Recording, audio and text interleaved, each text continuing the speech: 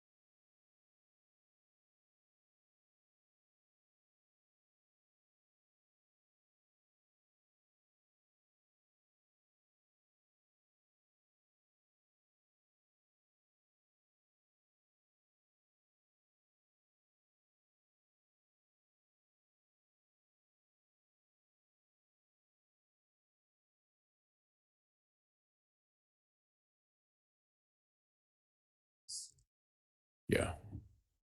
Okay. All right. Court will call 20 CR 1358, People versus Letecia Stauch. Record should reflect the jury is not present in the courtroom. Our next witness, as I understand it, is Dr. Dorothy Lewis. Are you Dr. Lewis? All right. Your Honor, if I may, she's requesting to stay. That's fine. She has concerns about the step. Yeah, no, that's fine. Where exactly should I? I was trying to figure that part out, actually.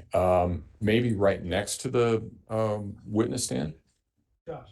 Yeah. If we go over there, I can stand there. Oh, let's get you sworn in. Okay. Yeah. Couple of things. Okay. Listen to Mr. Sproul. I've had this conversation before. Don't move furniture in my home around. All these electronics, everybody's using them for all kinds of different things. If you run them over a wire and it gets disconnected, nobody's going to be using your electronics. So that's why we have it the way that we have it set up. That's why you need to ask before you start moving things around. Wouldn't be right if I went into your office and started moving stuff around either. So let's not do that. Dr. Lewis, if you would raise your right hand. Do you swear or affirm the testimony about to give in this matter will be the truth, the whole truth, and nothing but the truth? Okay. We have had, just a minute, we've had some conversations and a couple of things. I understand that you had a meeting with Ms. Stauch and Mr. Tellini on Sunday. Okay. You can't really mention anything about that or anything that you learned from that.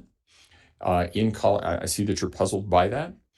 In Colorado, the rules governing trials and my orders are that all expert reports are to be provided to opposing counsel no later than 35 days prior to the time of trial. I know that may be a surprise too, because your report was not provided 35 days prior to trial.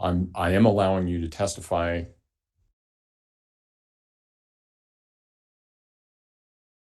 to the matters that I have in your report, or that you have referenced in your report. I think it's dated There's one that was February 13th and one that was March 16th. Thank you. So you can talk about things that are in your reports of February 13th and March 16th, but nothing after that. In addition, my understanding is that, and I'm not sure when this was discussed, but there was information that Ms. Stauch may have sustained a concussion, I think during softball, and may have had some of her teeth knocked out as a result of that. You can't mention that either because that's not in your report either. But I will say this, you can, it's the first report, right? Mr. Tellini? It is. And the only other thing I would just supplement regarding the softball, there's nothing in any of the reports about the teeth being knocked out. There was in the reports, specifically CMHIP, documented that Ms. Stauch said that she had concussions playing softball, and then in her Let March. me finish the advisement to the witness before we go down another avenue. So you do have in your February 12 letter, you do have a report that she was severely injured when a shelf fell on her head and knocked her unconscious. You can talk about that. That's all okay. And that she was taken to an emergency room, required a CAT scan, had a discharge with the diagnosis of brain damage. You can talk about those, but you can't talk about the softball incident. So with that, you can give Mr. Cook some direction as to where you would like to be. She has a clarifying question, I believe. Okay, sure. Because I believe you honored that the incident wasn't mentioned, but that it is only the problems having to do with her teeth that can't be mentioned. Is that correct, that the incident itself had been? Yeah, no, what you can't mention a softball incident. You can mention general head injury. The reason for this is Colorado has very, and I know that you testify in different states, and the rules vary from state to state, and I understand that. In Colorado, there are specific rules about disclosure of reports, and I've issued orders in this case, as I do in all, about expert opinions shall be disclosed and the basis for those and the breadth of those. And typically that means that if it's not in your report, you don't get to talk about it. And I've looked through the report. There's not a mention of a softball incident in your report. There is a mention of the shelf falling on the head. Mr. Tellini in a minute is going to tell me that you should be able to talk about the softball incident because it's mentioned in a CMHIP report. I understand that, but you don't have any opinions in any of the reports that you issued that reference how the softball incident play into your opinions. Does that answer your question? Okay. Okay. And we have two options, maybe. You can sit next to it. Said she, I'm with it says she might feel it. Would- No, she's fine. Okay. Would it be okay if I finish my whole Oh, yeah. statement? Okay. Yeah. All right. We have two options. We can sit you next to the witness box, and we can put that microphone closer to you so that you're not having to hold a microphone. The other option is that we have a microphone, and I don't know, I guess, and you would have to hold it in your hand when you're talking. So it's up to you. Some people might find that uncomfortable. I've never done it. Don't think I would ever want to, but it's up to you. Okay. All right. So, and I don't, those steps on that witness stand are tricky. That's why you'll see that they have tape on them, so that because we've had people fall out of them and fall into them and all of those sorts of things.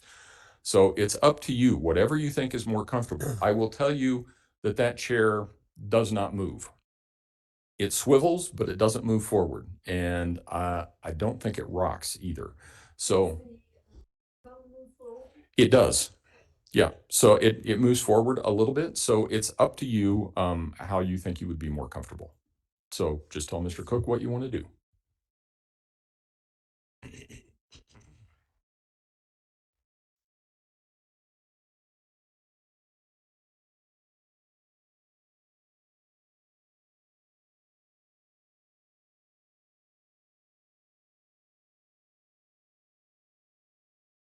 Try to get here.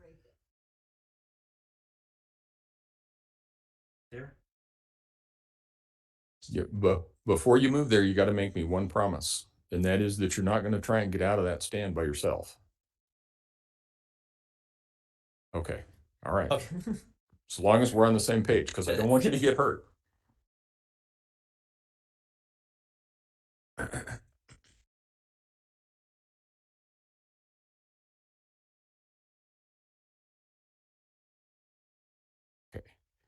And then, That works. does that work? Okay. Mhm. All right. Let's go ahead and bring the jury in then.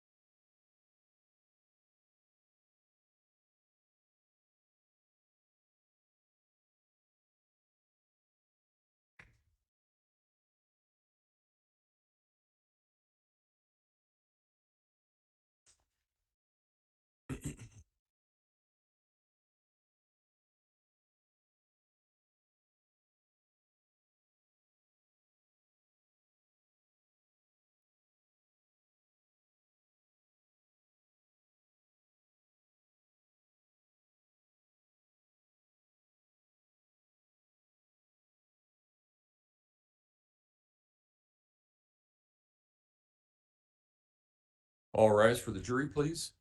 Dr. Lewis, you can stay there. That's okay.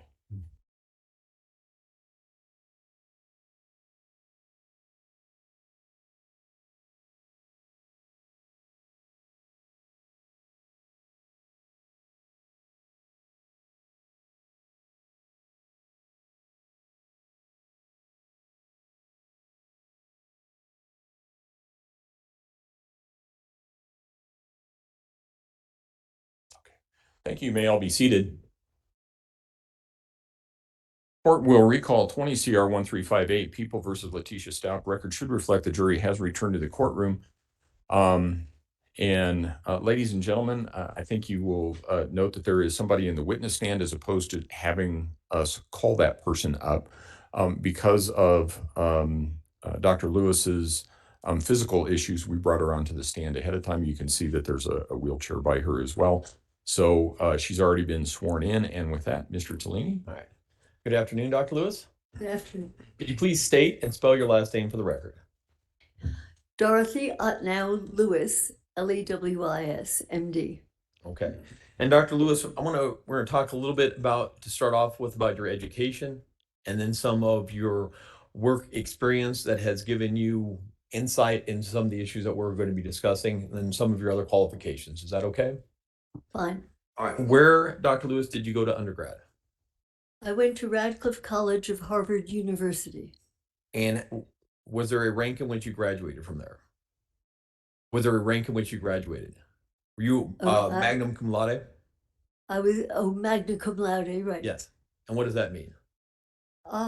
That's with high honors. Okay. And after graduating from there, where did you go to school next? I subsequently went to Yale University School of Medicine. And do you remember what year you graduated from Yale University School of Medicine? In 1963. After you graduated from Yale Medical School, where did you go next? Did you do a fellowship, or what did you do next? After graduation, I received a fellowship from the National Institutes of Mental Health, and it was a research fellowship, and in which I was studying the ability to measure an individual's capacity for intimacy, for the ability to relate warmly to other human beings or empathically to other people. And how long did you do that for? For a year. Okay. And what did you do after that? After that, I did an internship in pediatrics. And how long did you do that? For a year. For a year. And what did you transition from your internship in pediatrics? Where did you transition to next? I then did my adult psychiatry training at the Yale University School of Medicine in the Department of Psychiatry. Okay, so then you went back to Yale to specialize in psychiatry, correct? Correct. And how long were you at Yale Medical School the second time?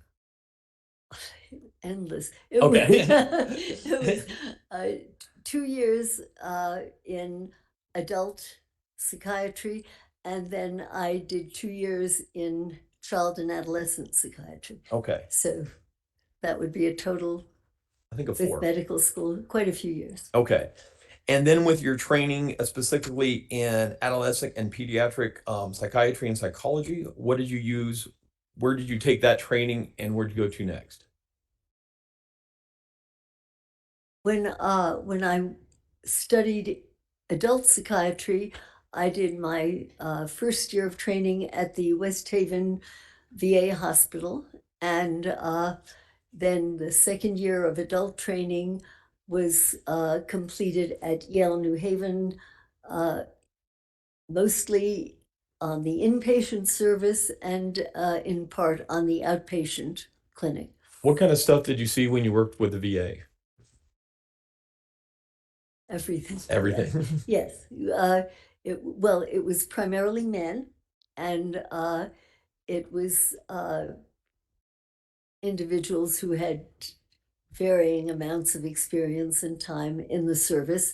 But it was an inpatient service, and much of the time I was on a locked service because it was with patients where there was a risk to themselves or perhaps to others, were in an open ward. Okay.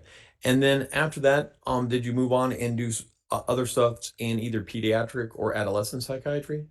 Yes. After the adult training, I spent 2 years at the Yale University Child Studies Center, and this was actually most of the training there was outpatient training in diagnosis and treatment of children and adolescents. And at some point in time, did your training in pediatric and adolescent psychiatry come to kind of intersect to some degree with the court system? Yes, Could you explain that for us? yes. During my training in child psychiatry, I became interested in the juvenile court in New Haven. And so I began by just spending one day a week at the juvenile court, just sitting, listening in, and being available if there were any way I could be useful. And at that time, it became clear that the court was handling some extremely emotionally, psychiatrically, sometimes medically, neurologically disturbed children and their families. And what is more, they really had no services to offer these people. Uh, and so what I did is I collaborated with the head of probation and also with the chief judge at the court, and we applied for a grant to create a clinic at the juvenile court in New Haven. And to the best of my knowledge, I think it was the first court clinic, period, psychiatric clinic in Connecticut that had ever been. I could be wrong, but I'm pretty sure that it was. And to the best of my knowledge, I worked there for quite a few years, and it has continued to be funded, and it continues to exist. Exist even today? I think so. Okay. Were there a time then when you kind of moved from working with adolescents to an older population with psychiatry? Yes, I'm trying to think of Okay. any exact of when that occurred. Well, do you remember being invited to join either the facilities of Columbia University or New York University or NYU? Well, there was another year in between there. Oh, well, what happened in that other year then? I'm sorry. While at the juvenile court clinic, the purpose of the clinic was one service, and to the court and to the families there, and also research if any research issues came up to study them. And so I worked with a neurologist, a social worker, learning disabilities people, what have you, and we discovered that there were a fair number of pretty serious psychiatric, neurologic disorders in this group. And what we did is we did some studies to try to measure, were there any differences between, let's say, ordinary ordinary adolescents in the New Haven area who were not delinquent, and the court clinic population, and we found that indeed there were, and we published some papers on the differences between actually some of the fairly severe neuropsychiatric problems that distinguished the delinquent group from the other group, from the matched group of non-delinquents. And somehow our work became better known. And then And I was- while we're going back and talking about that work, were those in What? what are called back to those articles being published? Were those published in peer-reviewed journals? yes, I Oh. believe so. And what is a peer-reviewed journal?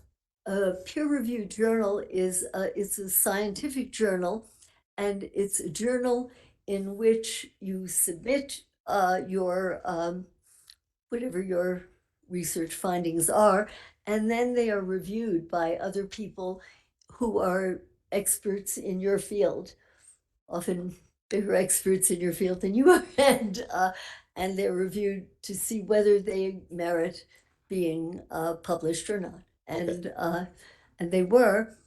And subsequent to that, I think I'd forgotten to mention, I received a call from someone at the state, somebody in, I think, in corrections, and they had some funds in order to study juveniles at a correctional institution in Connecticut that had been created for seriously aggressive delinquents. It was a kind of new concept.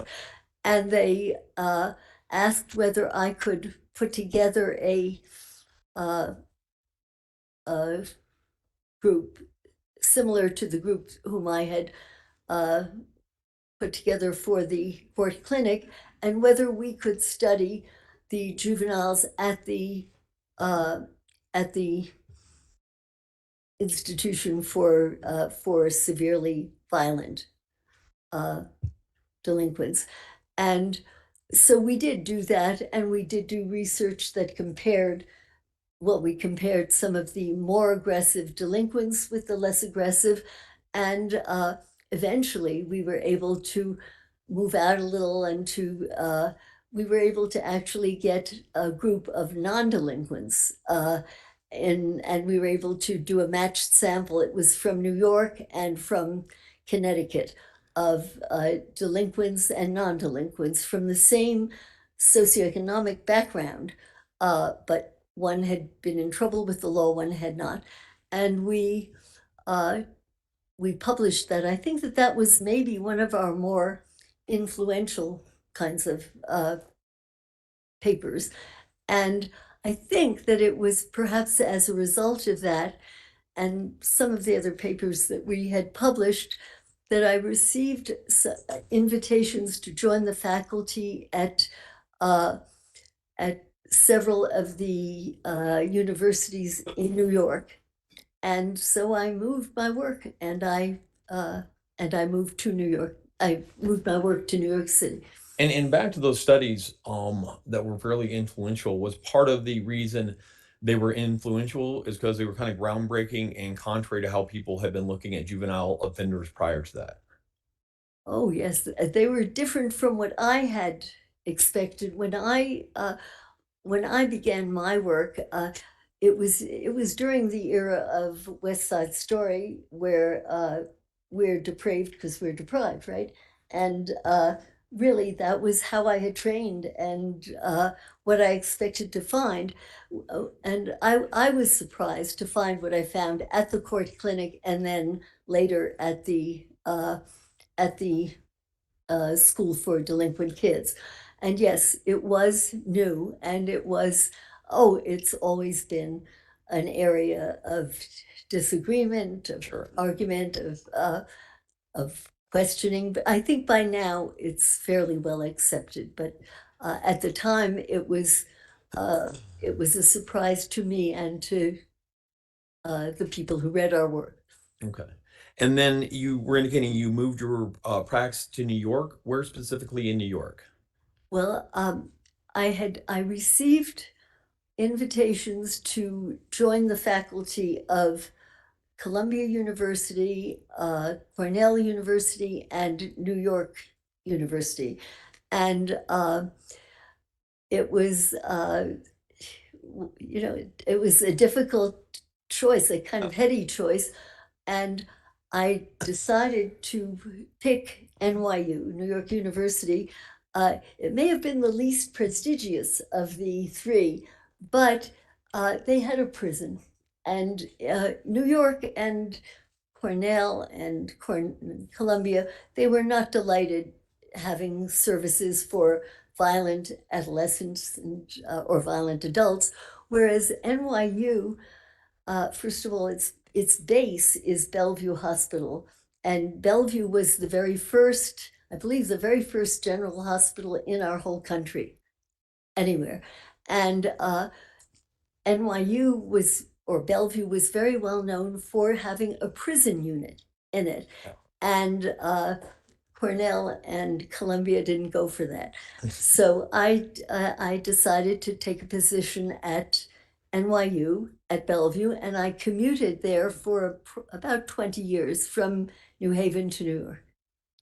And then, so that allowed you to continue doing research in a certain population and how neurological and psychiatric things affect that specific population. Would that be accurate? Yes, it extended your opportunities because in a general hospital you have equipment, you have MRIs, you have EEGs, you have the ability to do 24-hour EEGs. There are opportunities that you just don't have at a court clinic or in a detention facility, so that it did give you an opportunity. Also, it had other faculties, they're all different fields in any general hospital. So it gave you the opportunity to consult. If you didn't know what was going on or you had questions, you had other people you could ask and you could consult with, so that it was an ideal place to try to do research on. By this time, the research was on the correlates of violence and the distinction between what perhaps creates a violent individual and what kinds of things may be protective from violence. And did you continue? So you continued to do research, and did you continue to have articles published in peer-reviewed journals? Yes. If you were just going to guess off of the top of your head, how many articles in peer-reviewed journals have you had published that specifically go to kind of this type of thing you're talking about, criminal acts in neurology and psychiatry? Well, almost all of them are in that field. I haven't counted. My guess is somewhere between 100 and 200. But Okay. I don't know. And then at some point, because of the articles that you've had published and the research that you had been done, were you then starting to be requested to do evaluations or consult on criminal cases? Yes, actually, you remind me of how this did come about. Okay. We had uh, I had started to do a study on homicidal young children, uh, and it turned out that that in our young uh, ward for uh, kids, psychiatrically impaired children, that there were uh, a high percentage of actually homicidal young children. This was a shock to me. I did not expect this. And when we published, we actually would categorize what we found because it was hard for us to believe and hard for others. But a child tried to set fire to her mother's hair. Another child attacked a babysitter with knives. So that it was it was a surprise, and it was published. I think it was published in the Journal of the American Academy of Child and Adolescent Psychiatry or in the American Journal of Psychiatry. But now I recall how I came to see adults. Um, the article came to the attention of Diane Sawyer, who was on television at the time in a morning show, and so I was interested. I was interviewed about our findings there, and we had found that the homicidal young children at Bellevue differed from the non-homicidal but mentally disturbed children at Bellevue in several ways. One was that there were histories usually of very severe physical and or sexual abuse. The extent to which emotional abuse contributed, we were not able to really measure well. But a combination of that, a history of severe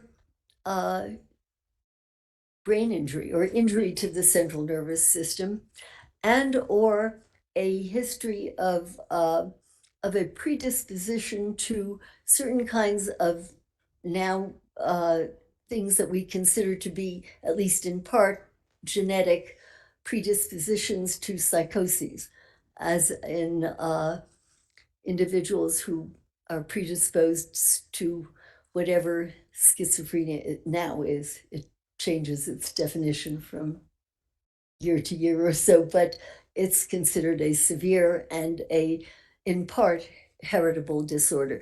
So that we discovered that this distinguished the homicidal kids from the other ones.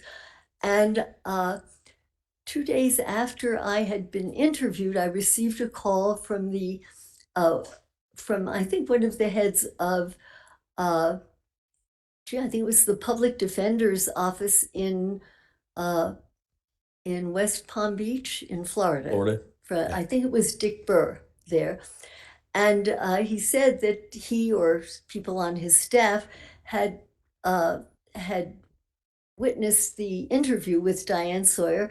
And he said, I think I have a case in my group that sounds so much like the children you described. Would you be willing he happens to be on death row. Would you be willing to come down to Florida and examine this person? And I said, sure, yeah. And so I did go down, and I did as careful an assessment as I could. At the time, I did not have all of the assistants, like the neurologist I worked with, the psychologist, what have you. But by God, the gentleman that I saw resembled these kids, and that was that. And a few months later, I received another call. I believe again it was from Dick Burr, and he said, "I think we have another inmate." And I think his group was responsible for all of the death row inmates at West Palm Beach in Florida then. and would you come down and see this person? And I did. The thing that I remember most about that particular individual was that he had a dent in his skull. We tend to do neurologic as well as psychiatric assessments as far as we can. And he had a dent, and it turned out that his father had run over his head with a cart and a horse. And you don't get much better data than that Yeah. in terms of documenting injury. And we did find that, yes, there were similarities again. And so again, we pulled together a few $1,000s, and then I was able to recruit a neurologist, Dr. Jonathan Pincus, and a learning disability specialist, Barbara Bard, who taught at one of the colleges in Connecticut, and a psychologist. I do not remember at the moment who it was. And what we did is Dick Burr had us evaluate all of the death row inmates that were in his group or his assignment, with one exception. And the one exception was there was one inmate there who had been diagnosed as having a severe psychotic disorder. And we didn't want to see anyone who had already been evaluated, and we didn't want to skew in the direction of pathology or not pathology. So that subject was eliminated. But other than that, we evaluated all of the Death row inmates, the death row inmates in his group, and we published that study, and I think that was published in the American Journal of Psychiatry.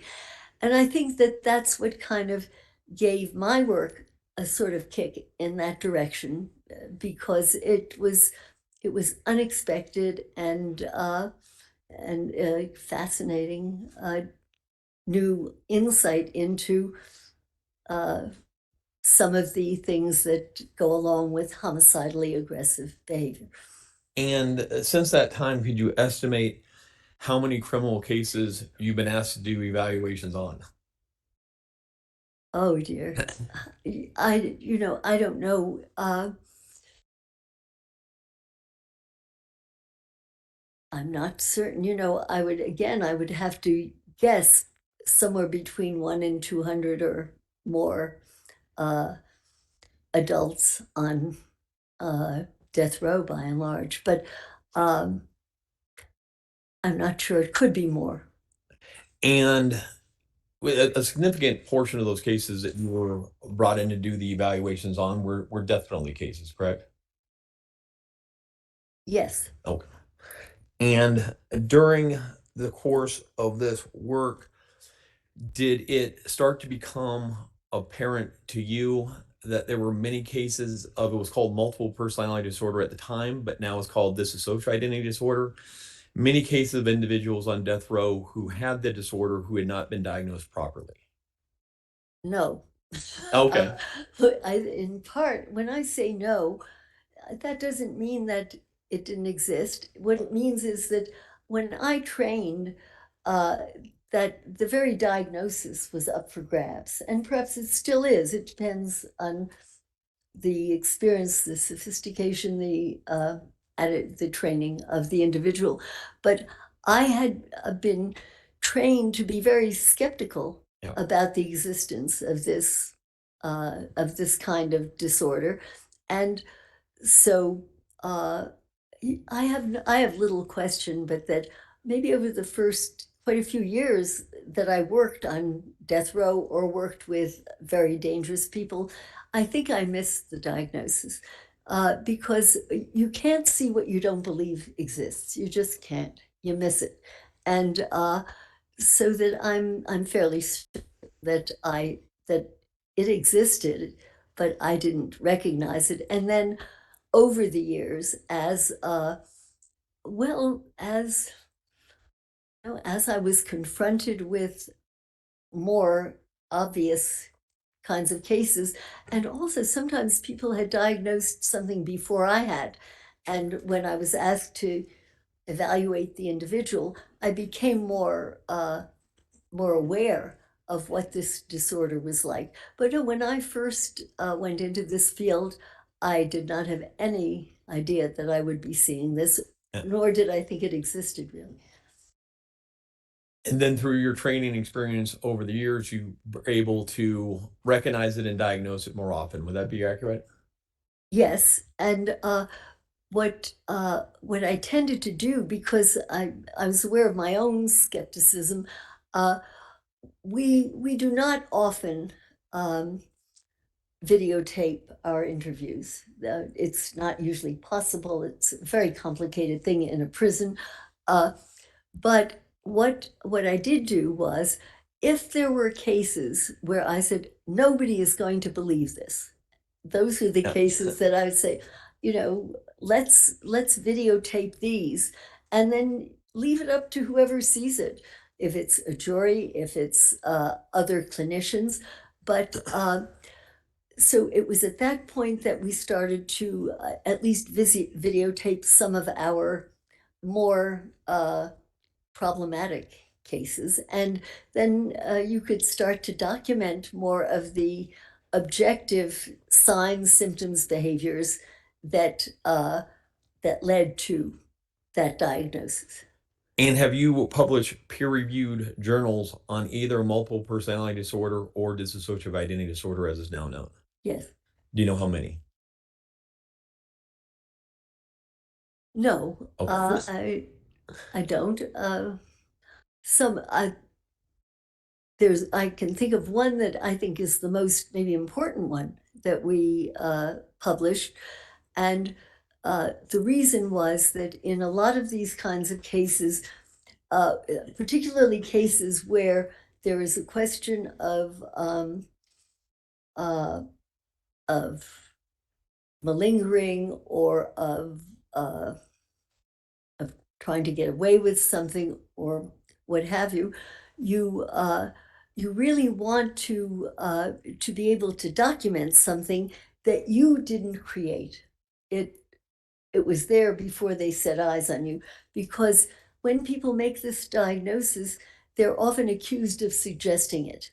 And so what we would try to do is at least document and videotape when there were data that antedated our contact with the individual whom we were seeing, and that's how we would get objective evidence that something existed.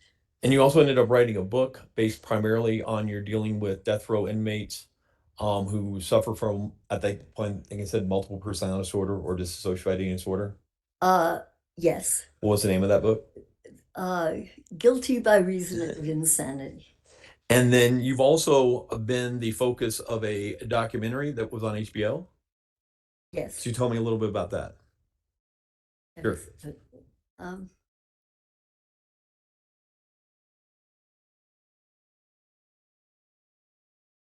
um, uh, our work became better known. Better known in certain circles, I guess. And a uh, a producer named Alex Gibney uh, became aware of my work and just contacted me to try to get consultation on a mini series that he was going to be creating with Laura Dern, with the actress, and she was going to play a woman psychiatrist who saw death row inmates. And somehow he got my name and interviewed me, and I brought with me some of the tapes that we had made of some of the more interesting cases that we had had. And after, 2 or 3 sessions working together, he said, Dorothy, I don't want to do the mini series. I want to do a documentary on you. and it was a staggering occurrence. And of course, I said fine. Yeah.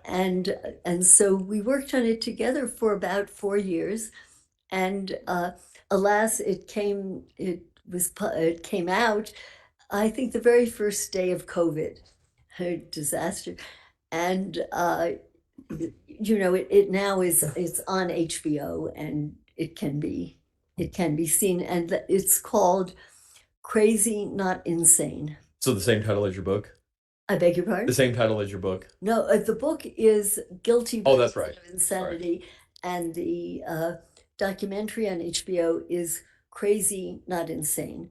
Have you ever been qualified to testify as an expert in a court of law? Yes. Do you know how many times? No. What are some of the jurisdictions that you've been qualified as an expert? I can tell you states. Sure, that would be good. Let me just name a few. Let's see: the state of Washington, California, Texas, Florida, Louisiana, Kentucky, And, New Jersey. and do you know what fields have you been qualified to give expert testimony in? What What fields? in what fields? As a clinician, as in The clinical psychiatrist? yes, as a psychiatrist, I think that I've been asked, particularly when there have been issues of psychiatric and neurologic combinations of disorders or questions, because, well, obviously the brain and the mind are connected, and so that your training is in both fields. In psychiatry, 2/3 of your exams are in psychiatry, 1/3 in neurology. Vice versa, if you're a neurologist, 2/3 of your boards are in neurology and 1/3 in psychiatry. And since I worked and published with Dr. Pincus, who was a professor at Yale, and then I think at St. Elizabeth's, we were often asked to work on similar cases and work together and learn from each other. And at least now you're, just for the jury's knowledge, right now you're more or less semi-retired, correct? Yes. Yeah. Yes. And so are you currently board certified right now? Yes. Okay. What are you board certified in? In psychiatry. In psychiatry. Your Honor, at this point in time, I would offer Dr. Lewis as an expert in psychiatry and ask her to be allowed to issue opinions in accordance with. Prosecution May I vote aye, Your Honor? on qualification? Yes. You may. Good afternoon, Dr. Lewis. How are you doing? Hello. My name's Dave Young. You and I have never met, correct? Correct. I just want to ask a couple questions about what you're doing now. What does semi-retired mean?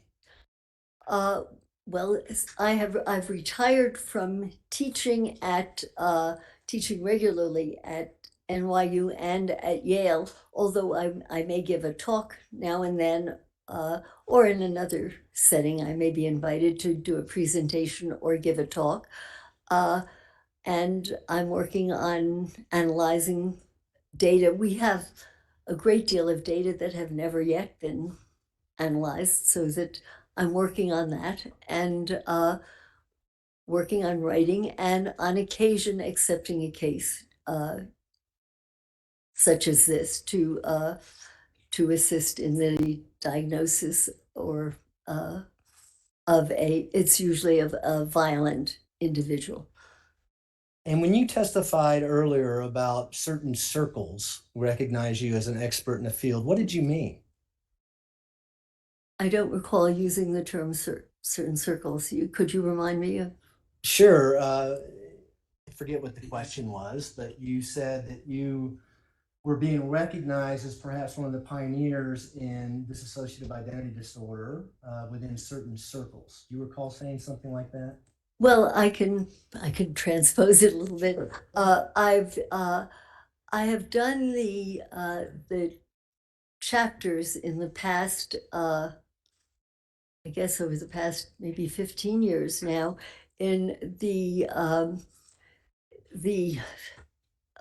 major psychiatry textbook, the comprehensive textbook of psychiatry, initially by Friedman and Kaplan, and then Kaplan and Stauch, Stauch and Stauch. And I have, for example, I've published in the last two editions, I did the chapter on antisocial behavior, criminality, and violence.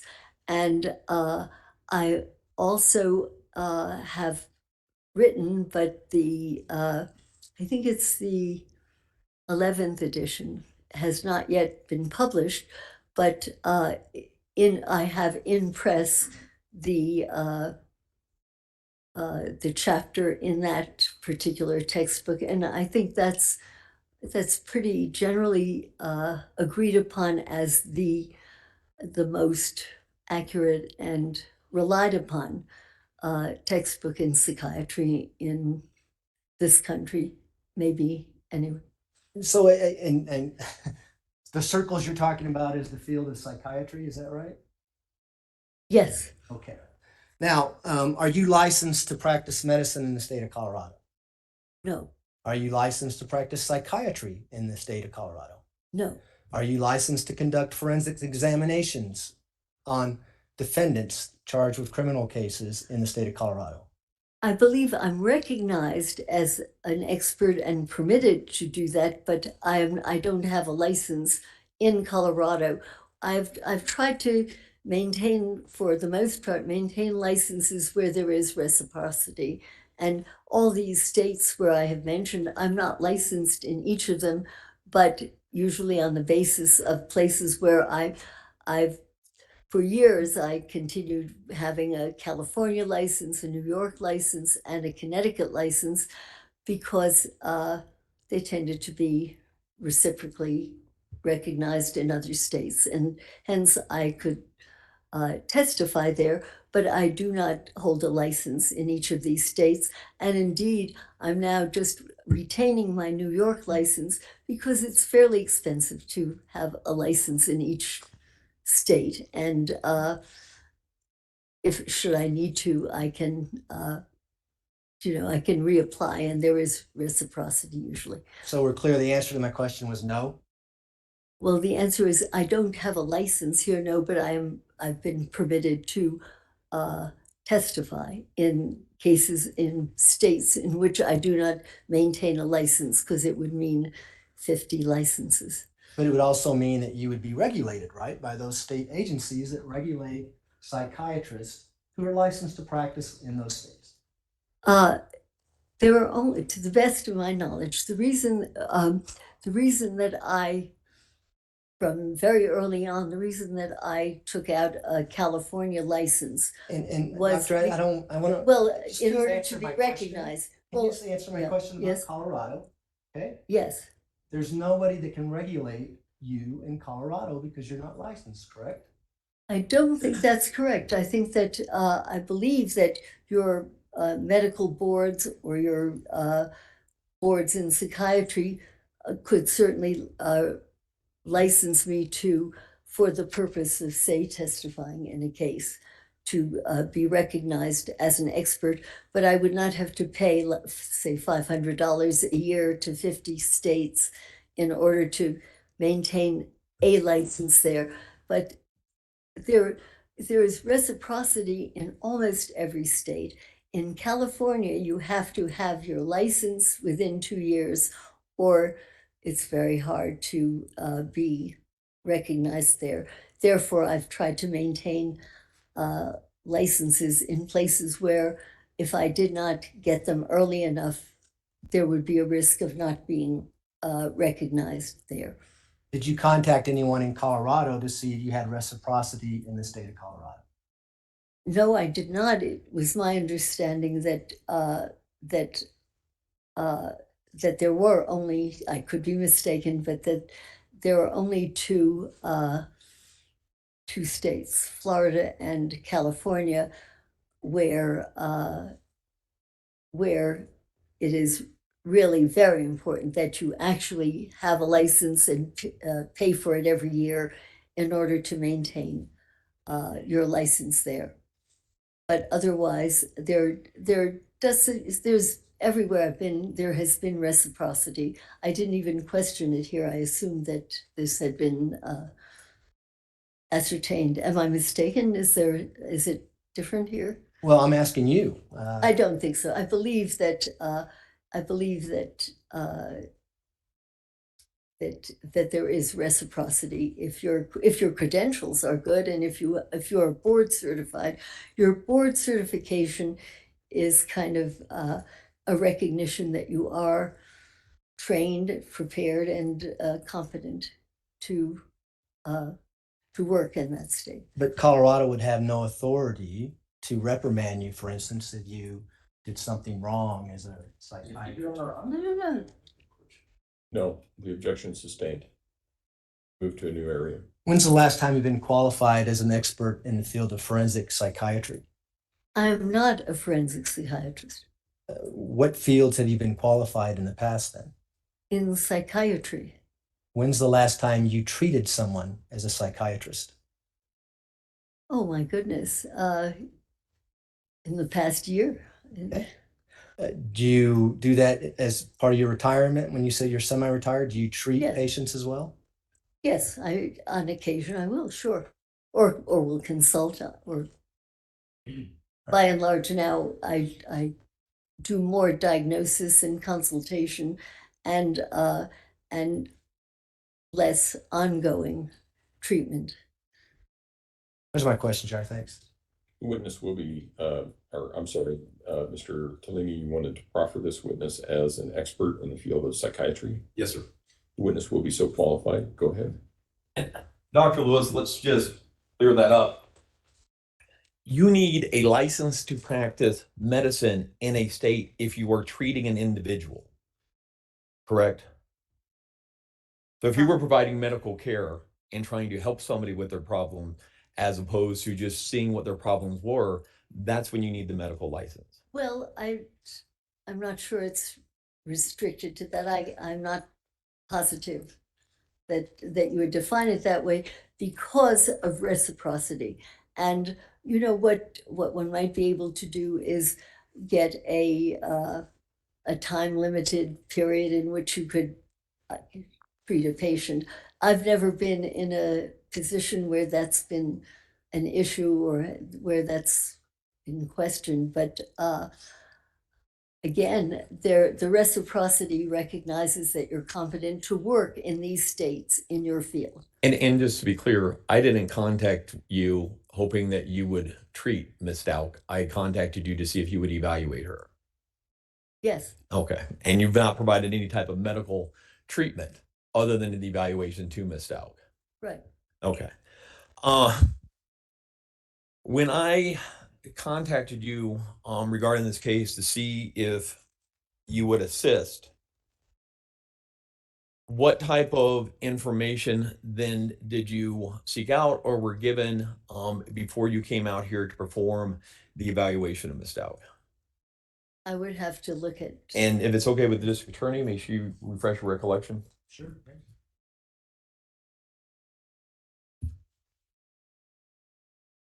Okay. In addition to interviewing for 14 hours. Yes. And consulting with a social worker, investigator, with you, and reviewing the reports of Doctors Torres, Gray, and Grimmett. I've looked at incarceration records and nursing records and these kinds of jail documents. I've looked at correctional psychiatric records and also at whatever records were produced by clinicians who were working with the prosecution. And I've reviewed nursing notes, handwriting samples, signatures of Leticia And I've looked at whatever medical records were available, police reports, FBI reports, the autopsy report on Gannon, and a review of the prosecution's witness tapes. Okay. And all in all, that I believe it was about 6 different binders full of paperwork that we actually mailed to you. Yes, Does that sound about right? I think so. And so it was quite a bit of information that you reviewed even before going to see Miss Stauch. Hundreds of pages. One of the things that did some of the unusual facts of this case kind of perk your interest at all? Could you clarify? Well, as far as the violent nature of the assault on an 11-year-old boy, the fact that he was transported to Florida, the fact that Notice the meeting. No, I think witness asked whether he could clarify, overruled. the account of the different. Could you start that sentence over? Sure. As far as unusual things that kind of perked your interest, so to speak, the violent nature of the offense, of the assault on the killing of the 11-year-old boy, the way in which the body was transported to Florida and disposed of, the numerous different stories that Miss Stauch had given trying to explain the disappearance. I wouldn't characterize it as piqued my interest. When I get a case, I study what is in front of me, and there are many different details in a case that are far more interesting than whether somebody did some of the acts that you're describing, or whether the body was handled in certain ways. I can't say those particular things piqued my interest. The case itself it's always interesting because it's not there's so many reasons and combinations of reasons that lead to bizarre and violent behaviors that I can't say that one thing piqued my interest more than another. And you came to Colorado Springs to do the interviews of Miss Stauch in November of 2022. Yes, I believe so. And you did about 14 hours of recorded interviews with her.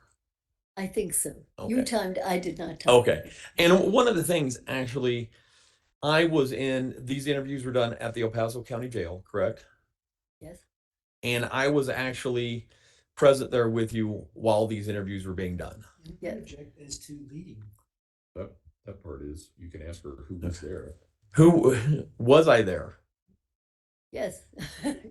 Was there a reason that you wanted me there for these interviews? Yes. What was that? Well, for a couple of reasons. One reason that I very much like an attorney or attorneys or people involved in the case to be there when I'm there is I want them to see what I see.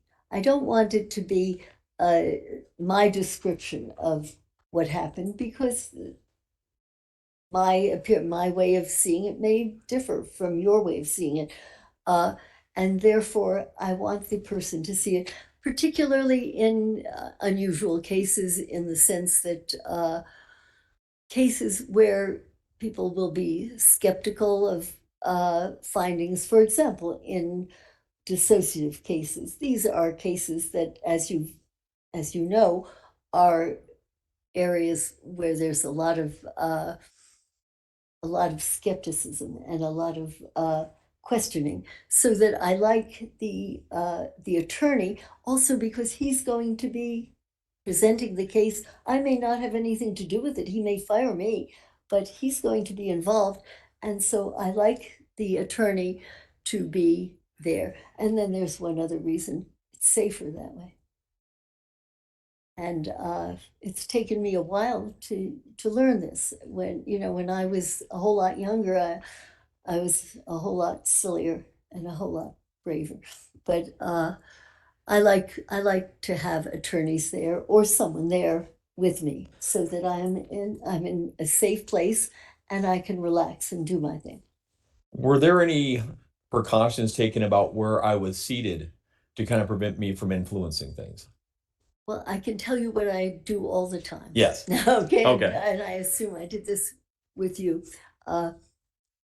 And again, I didn't always do this. Okay. It came by hard knowledge.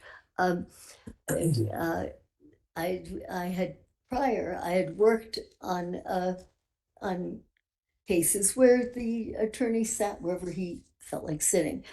And there was a particular case where I was sitting facing the defendant at the time, and the attorney was seated behind me, so that he and the defendant saw each other eye to eye, and I didn't see what the attorney was doing behind my back. And it became clear to me after a while that something was going on there, nod, nod, wink, wink. And it's not like me to do Yeah. this, but at some point, if I may be less than polite, I said, wait a minute, cut the crap. Yeah. I said, what's going on here? I said, if you two have stuff you want to talk about with each other or whatever, go ahead. But it was clear that there was communication going on there, and I could not rely on what the defendant was saying, looking at me. And I left the room. I said, I'm going to get up and leave now, and you two talk about it. Go ahead. And I'll be back, and maybe we'll go on, maybe not.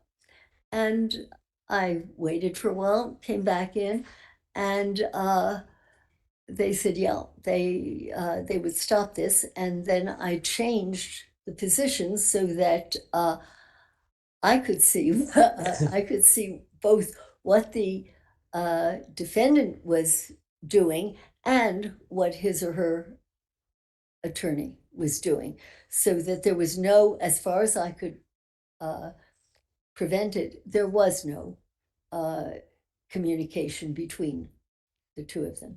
And so I did, if memory serves, this was recent enough so Yeah. that I knew enough to place you. Is that correct? Is that Yeah. where I did place you? Well, and we have a stipulation for all the 14 hours of video has been admitted. And so if the jury wants to view the videos, they are going to be more than welcome to when they go back to deliberations, and they can confirm both seating positions and that there wasn't any crap going on. Yeah. Mr. Young, is there a stipulation? Yes, there is, Your Honor, and these are people's exhibits. I realize this is defense case, but Yeah, there it's was a stipulation to admit people's exhibit 729 through 734. 729 is an interview that took place on November 15th, 2022 in the morning. 730 is an interview that took place on November 15th, 2022 in the afternoon. 731 is an interview that took place on November 16, 2022 in the morning. Exhibit 732 is an interview that took place on November 16th, 2022 in the afternoon. 733 is an interview that took place November 17th, 2022 in the morning. And finally, 734 is an interview that took place on November 17, 2022 in the afternoon. I'll just give these to the court for you. Yeah, that'll be fine. Then exhibits 729 through 734 will be admitted. Mr. Fleming, go ahead. Thank you. Those are in CDs, not thumb drives, right? They're thumb drives actually, because they're larger. Oh, all right. Okay. All right, Mr. Fleming. All right. And Dr. Lewis, before we kind of delve into the subject matter of those 14 hours of interviews, I want to talk about some things more general. I want to talk first about disassociation. And what is disassociation? It's not an easy question. it's first of all, disassociation is not like one single fact. It isn't like a strep throat and that's it. There's a germ. This is what causes it. This is what cures it. Dissociation seems to be a continuum of the way in which the human mind works at different times. And we all, at times, dissociate. An example that many people will give will be if you're ever riding along a highway. I know I've done this where you're riding and you're thinking about one thing and you pass the exit where you were going. You intended to do one thing, your mind was on something else, and so you were somewhat dissociated from what was actually happening in front of you, and then realized your mistake and corrected it. So that would be on a very ordinary day-to-day type of behavior. There's nothing abnormal about it at all. And at the other end of that spectrum is something that now is called DID. In the days when I started training, it was called MPD, or multiple personality disorder. And there, I can tell you what it seems to be, and the way in which I understand it now. We do not have a good understanding of the physiology of it, of the way in which the chemistry of the brain works. We don't have a perfect understanding of the way in which the neurotransmission works. There's a lot more to learn about it, but it looks as though, first of all, we do seem to know what causes severe dissociative disorders. When very young children, even infants, are subjected to early, ongoing, relentless physical and or sexual abuse, where it is intolerable, where you can't cope with it anymore, the mind seems to self-hypnotize. Now, colleagues of mine would maybe use different terms to mean the same thing, that where you kind of self-hypnotize, and it is as if this were not happening to you, it's as if it's happening to someone else. Examples of this, some of you may have had these because these experiences occur occasionally at random, but sometimes an individual will picture looking down on himself, let's say from a ceiling. It's as if the person or the mind gets away, and they are looking down at the person to whom some kind of unpleasant episode is occurring. That is a kind of dissociation where you have psychologically, I can't tell you how, physiologically or in terms of neuroanatomy, we don't know that yet. But it does seem to be a biological, a physiological phenomenon that occurs. And so for a while, it's as if this is happening to someone else. Now, in the very serious kinds of cases that I've seen, it's very common for the individual who seems to have kind of split off from himself and not be there. It's very common for that other aspect of the person to take on the characteristics of the abuser. And it's this may be why it's so astonishing and why it takes so long for people to accept that this does happen, but it does happen. It is extremely common for and alter, if you wish to call the other entity that seems to split off psychologically, not really. There's only one body there, but psychologically split off. And that is very often the abuser. And this is why, well, when I do teach about, about treatment, Yeah.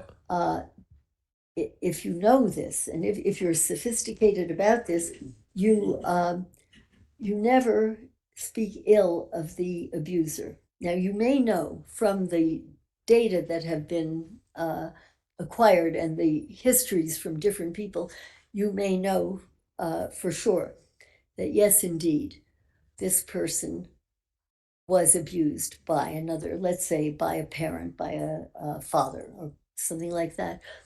You never badmouth the abuser. You just don't do it. And the reason is that the mind operates in a puzzling fashion, so that if you, in fact, in the first case where I ever recognized this, if you don't realize it, and if you badmouth the person, you say, oh, he's terrible, and someday we're going to get rid of him. This is a very naive way of trying to treat. You don't do that, because remember, there is another entity, there's another process going on simultaneously, and that other process is saying, you don't need me? Oh, sure you need me. I'm going to kill her. I'm not, and by God, I've had cases where the split has occurred, and the alter has said, jump out of the car. Go ahead, jump out of the car. And where a child has tried to jump out of the car and has been saved. So you don't play favorites. In fact, you find yourself saying, if you are trying to communicate with both entities at one time, you may even say, I know, let's say Sam, I know, Sam, that you've had a tough life, and and things haven't been good for you either. And we'd like to know more about that later on. But meanwhile, please do not encourage Susie to jump out of the car. And so that, one of my kids teases me, and she says, Mom, you're the only one who does group therapy with one patient. I think of it that way, that all aspects of this individual often are aware. Not always. Sometimes it's too painful, and the split is different, and the alternate entity is not aware of what's going on, but sometimes they are. And so, in the interest of safety, you don't badmouth. And we understand, I'm sure you had your reasons for whatever you did to so and so, and we'll talk about that another time. And this is the best I can do to really explain to you how this happens. I believe that in the decades to come, that probably more of this will be understood, that as we get better equipment and better ways, by the way, we have tried to look at different EEGs of different personas, and to see, can you really see a different electroencephalogram going when a person is in an altered state from another state? My group has not been successful that way. There have been disagreements among them, and but there are others who believe that they have been able to distinguish these differences. I'm not convinced yet, so that I can only tell you what we see, what we observe, and it's a very powerful phenomenon. Even though we may not know exactly how it works biologically, it can cause disastrous effects. EEGs, And in kind of your experience in personas, diagnosing and treating biologically, people with it DID, can do the cause alters generally have disastrous, some awareness of each other? EEGs And of in different kind of your Or experience does that in vary? diagnosing and biologically, treating people that's with such a good DID, question. do the alters generally have some awareness of each other? EEGs, which is, well, why, also sometimes there are alters that have little groups that are aware of each other, and there can be another that is not aware of, one group is not aware of the other, or the other person is not aware, or entity is not aware of the others. So that I can't generalize, but I have seen both. I've certainly seen where it's not uncommon for, excuse me, in cases of homicide, where one aspect of the individual will not be aware that the other has committed a heinous kind of act, and then there will be others where they do know what happened. And Well, and part of the DID phenomena is in some degree protective measures to keep some memories kind of hidden from some of the other alters. Could you talk a little bit about that?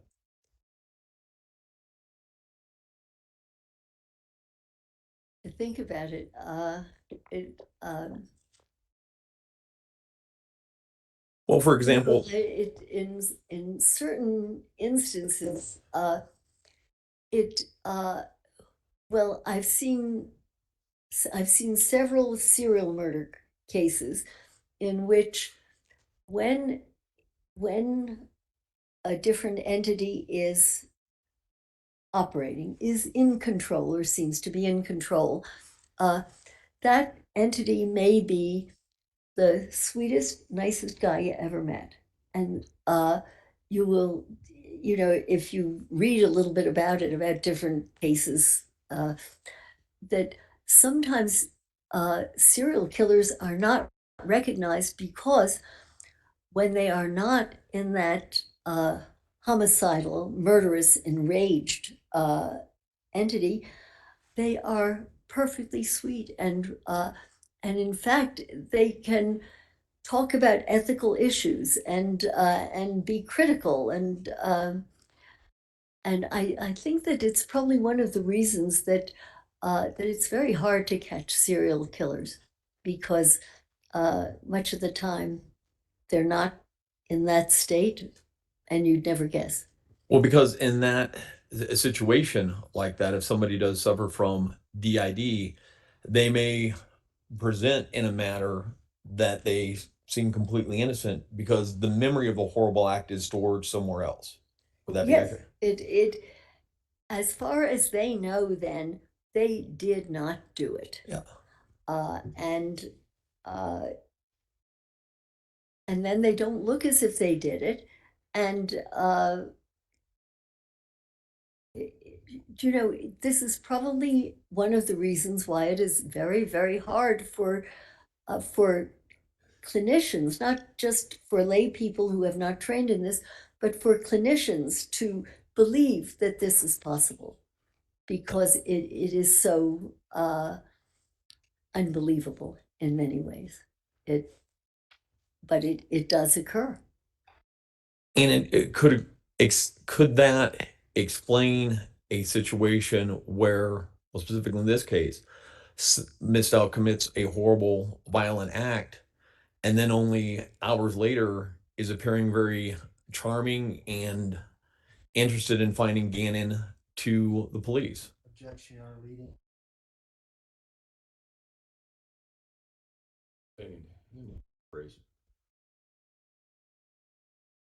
Let's go back. We'll back up and we'll circle back around to that, Dr. Lewis. Are there any conditions with dissociative identity disorder that can be comorbid? That can be Comorbid that can go along. You can have DID and other conditions. Oh, of course, surely. What would some of those be? Well, one of the commonest maybe they're mistakes, uh, maybe they both occur at the same time. But experts in this field have written about schizophrenia and DID, and they can occur. At least from what I've read, they can occur. I can't attest to this because at the moment I can't think of a particular case of mine where that exists. Certainly, we have seen we ran a clinic for identity disorder at Bellevue. After a while there, it became clear that there were enough patients coming through where they needed a clinic like that, and there were we saw a fair number of patients who suffered both from bipolar mood disorder and dissociative identity disorder. So those I've seen go together.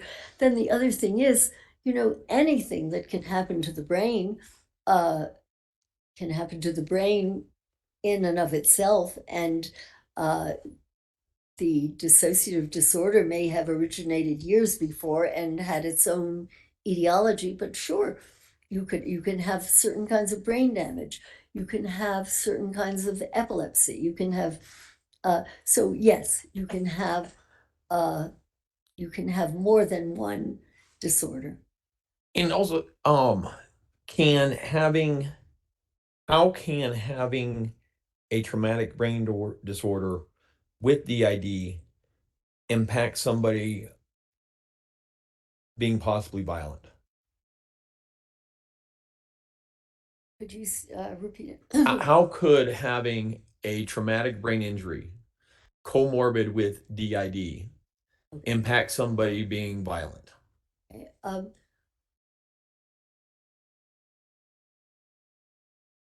Um, it's been well established over the years. This isn't new psychiatry or neurology, that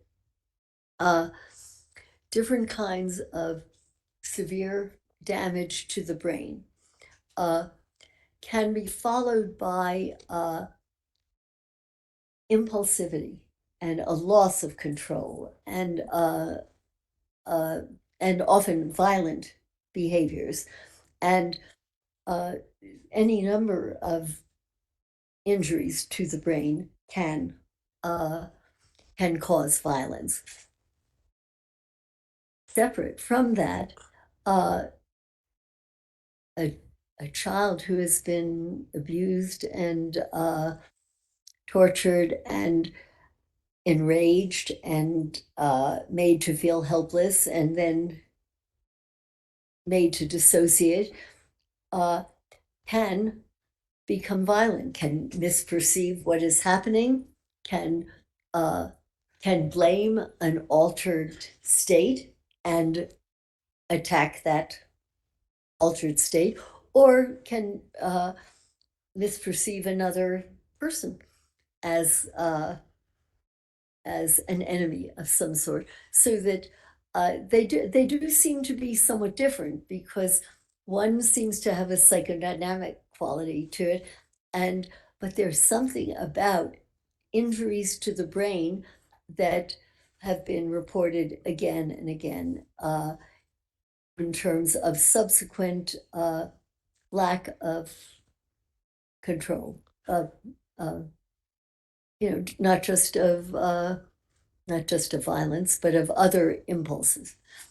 Going both to the 14 hours of interviews that you did with Miss Stauch and the collateral data that you had been provided, what were you made aware of about her upbringing, about growing up?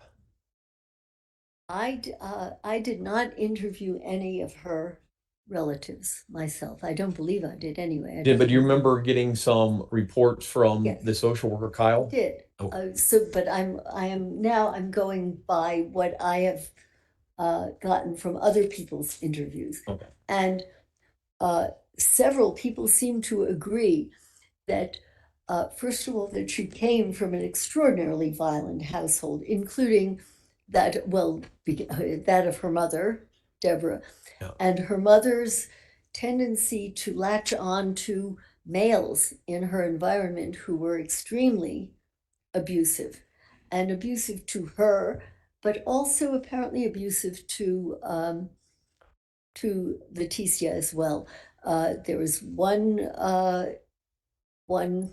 man in the mother's life who apparently pushed Leticia into a shower and beat her naked in the shower. It was these kinds of grotesquely uh, physically, and I would call that sexually as well as physically abusive. Also, there were several of her relatives who spoke about oh, aunts, uncles, great aunts and uncles, known as grandparents or whatever, who gave her enemas repeatedly. By the way, this is a question that not a whole lot of psychiatrists ask, but it's very important because it's one of the commoner ways that sodomy occurs in the torture of abused kids. Well, So in fact, she detailed it was actually an uncle, but it's actually her grandfather, detailed to you being given enemas by him almost on a daily basis. Do you recall that? uh, Do you recall her describing that to you, of a grandfather giving her enemas almost on a daily basis? I do. And I recall her saying this. And also, I recall, I think I'm not mistaken, that she also gave enemas to Gannon. And she also perceived this as something he wanted her to do. So that it certainly has a sexually abusive as well as a physically abusive quality But to it. she did not perceive these daily enemas as being sexual in nature as far as when they were given by her grandfather, correct? Objection, leading. I don't know. Spade. Jury will disregard the answer. Do you know if she perceived these enemas as sexual that her grandfather I gave don't her? know. I don't know enough about that, and uh, I don't have enough others to corroborate what, as far as they could glean, Okay. her reaction was. So I don't know. What did she, let me rephrase this. Would the manner in which she described and other people described her upbringing be consistent with the environment that could foster DID? They could foster, Dissociative identity disorder. as far as I know, again, Yeah. because I didn't get this firsthand, I have to go by what other people told me. And it sounded as though the household was a madhouse, that there was man after man. Not only did the mother get hooked up with very violent men, but my recollection is Leticia herself got hooked up with violent people. And that it it was very hard for me to even keep track of the names of the various people because there were numerous males that were aggressive toward various members of the household. Did she specifically describe anything, any type of molestation dealing with her stepfather, James? James, she, if memory serves, she would not refer to him as father or even as James. She referred to him always as Jackass James. And it was as if that kind of made it possible for her to even refer to him, but with great disgust. Uh, I believe that he was one of the people who was involved with sexually molesting her during during several years of her childhood. And so that he was one of the people who sexually molested her to the best of my knowledge. Do you recall that he molested her up until the time that she actually took off from home? Uh, according to my notes, she left the home at about age 15. But also, I have in my notes that that she would run away into the woods and hide from this person. That she was terrified of him, and then at 15, that she actually left him. Did she describe to you events or coping mechanisms that she would employ that would be consistent with this dissociative identity disorder? Coping mechanisms. I'm trying to understand better what. Well, I kinds mean, of did things she are- describe to you things that would be consistent, just in general, consistent with this dissociative disorder? I hadn't thought of it so much as describing as kind of witnessing things. For example, when I was interviewing her over a period of time, suddenly it seemed to me that she was speaking Russian. I don't speak Russian, and it only had that lilt to it. I didn't have words that sounded Russian, but it looked as though she had switched into a different entity. I think she believed she was speaking some other language, but I don't know what that was.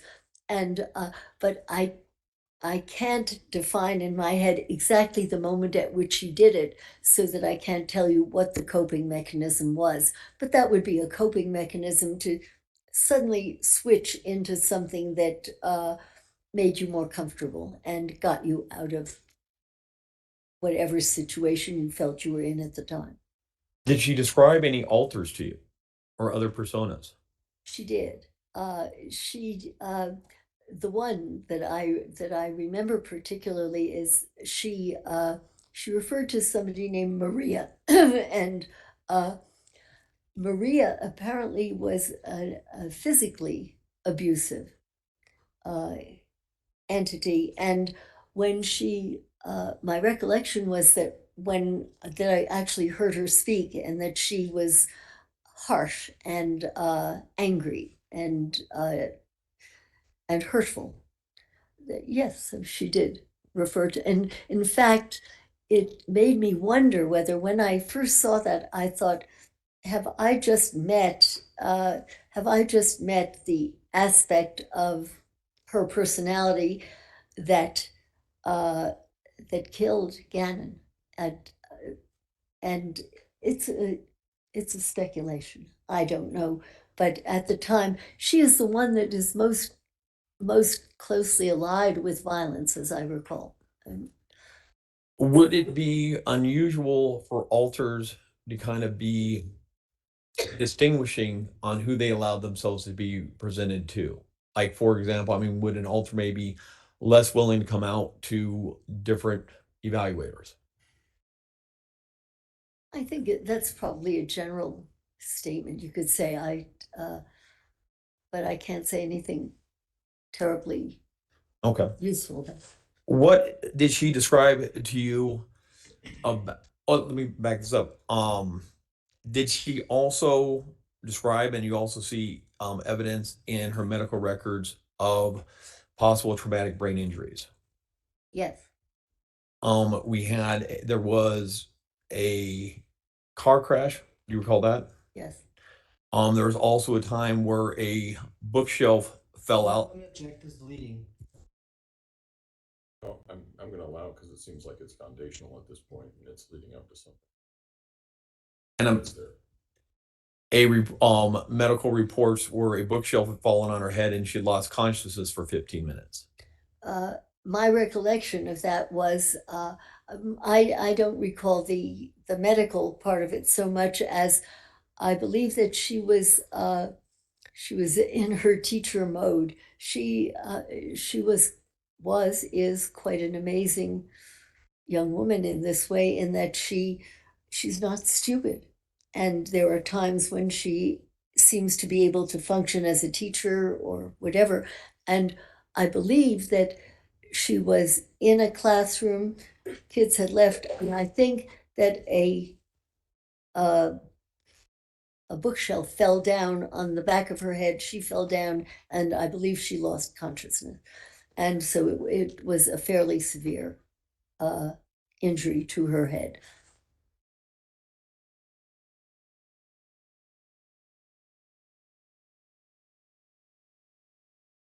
Could you talk about her description of the kind of the events leading up to Gannon's death? Which one? Yeah. Oh, the events that she related to you. You know, it's hard for me to distinguish which I read and which she related to me because they did kind of go together. She she gave some of the most peculiar descriptions of what might have happened to Gannon.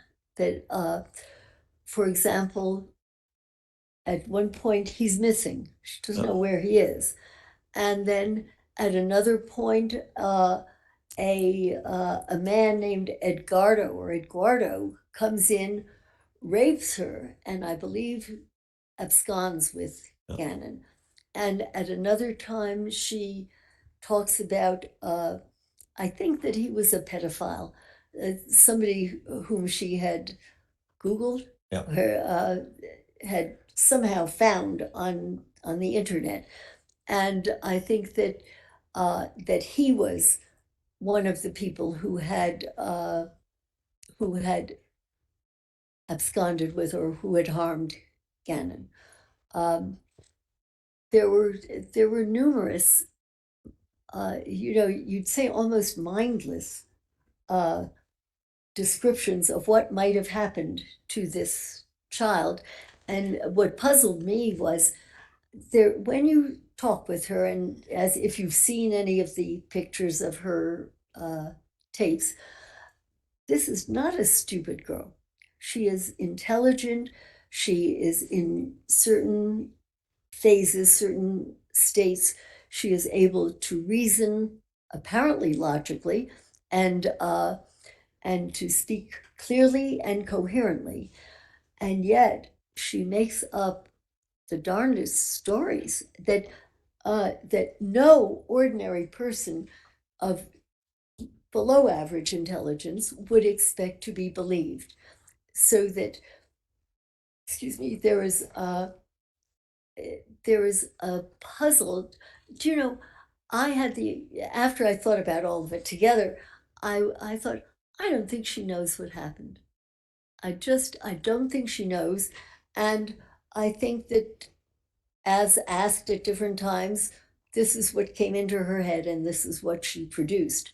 But I don't think she knows for sure what happened. Could that be confabulation? Confabulation is, confabulation is when you have no memory for what happened. It's commonest in alcoholism and things like that, where the brain has been damaged in such a way that memory is impaired. And then many alcoholics will just ramble on and on about something and will give a story, and they will fill in parts that they can't remember, and they maybe don't even know that they're filling it in. And so her saying this could be a form of confabulation. I don't know whether at the time that she says these things, she believes them, because to you or to me, they make no sense. They're silly. Did she, back to the events in questions and how she was describing it to you, what did she describe symptoms that could, or experiences or perceptions that could be similar to psychosis? Oh, I would say similar to that, by definition, would be categorized as psychotic. Could you talk a little about those? Or, well, one of the commonest psychotic symptoms that we're all familiar with from books, TV, uh, would be, let's say, hearing voices, uh, or let's say talking to people that are not there.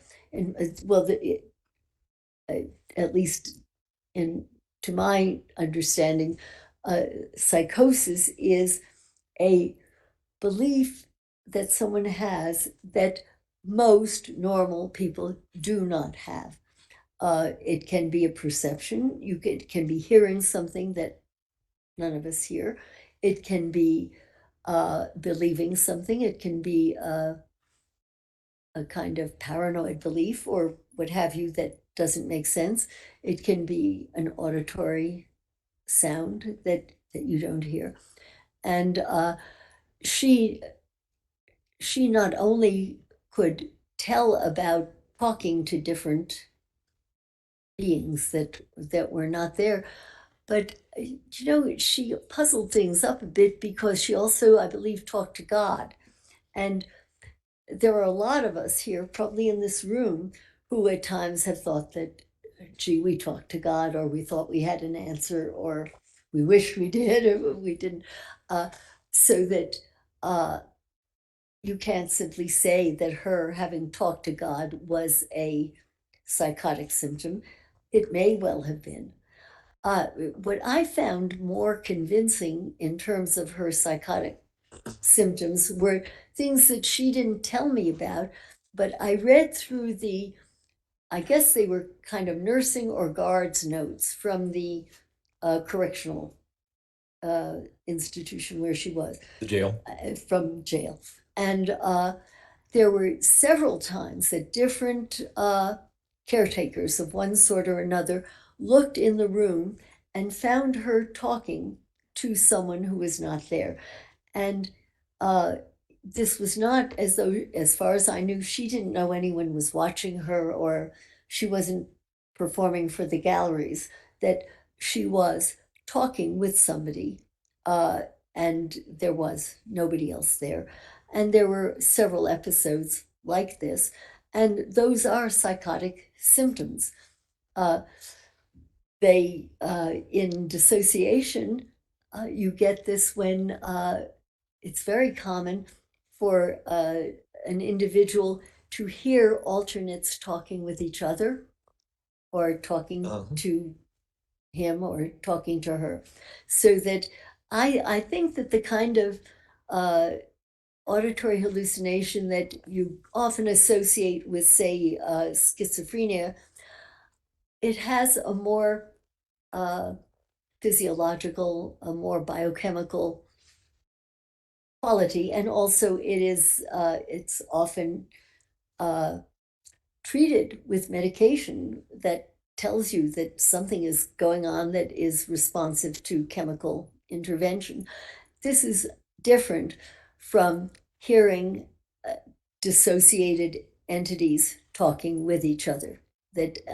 And that, as far as I know, that doesn't respond to medication. Did she, well, how did she describe, do you recall, how kind of Gannon starting the fire and how that kind of impacted her state? I was a bit confused by it, so I'm not positive. I can only share with you what I remember. I think there was a candle on the floor. True. And I think that some of the carpet burned. And this is separate. There was a different fire at another time that apparently really traumatized her, but we're talking about Gannon at this time. And I believe that she also said that Eduardo was the carpet fixer, perhaps even he helped put out the fire, I don't recall, and that then there was an attempt to cover up the fire that had occurred. But I think that she thought that he had started it with a candle. Do you recall her describing after the candle fire incident? It was at that time she started having visions of her stepdad, James, being alive and her seeing him. Being alive and her seeing her stepdad, James. I don't recall that it was that time particularly. There were times that she saw him. I think there was a time she was driving a car and she was on the highway and she saw some very large figure. But I can't recall that that was specifically the time she.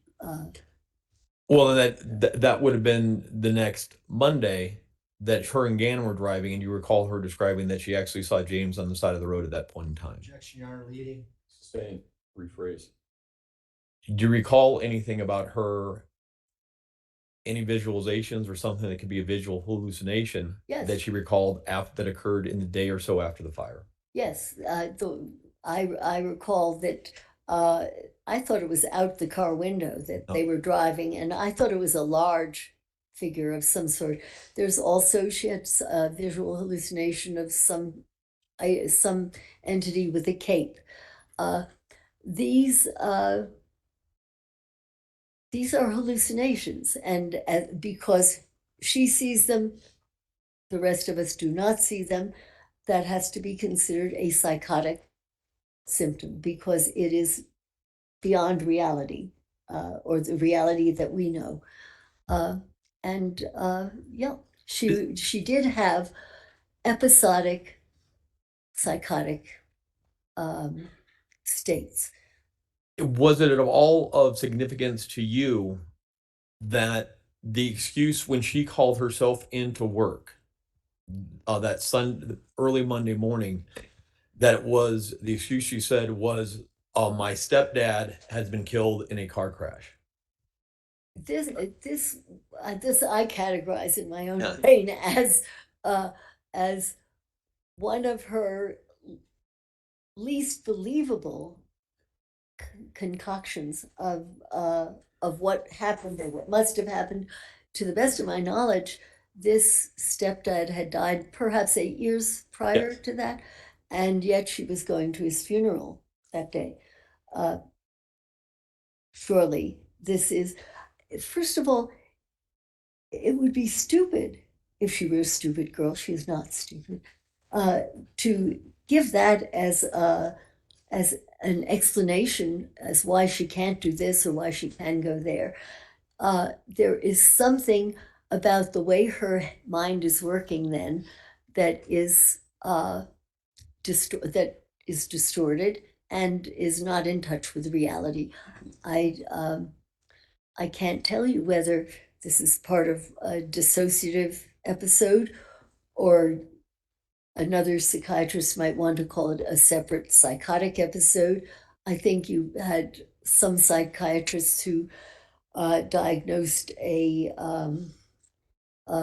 borderline personality, and many psychiatrists who think about borderline states think about episodic psychoses. And certainly I couldn't argue with interpreting that as an episodic psychosis.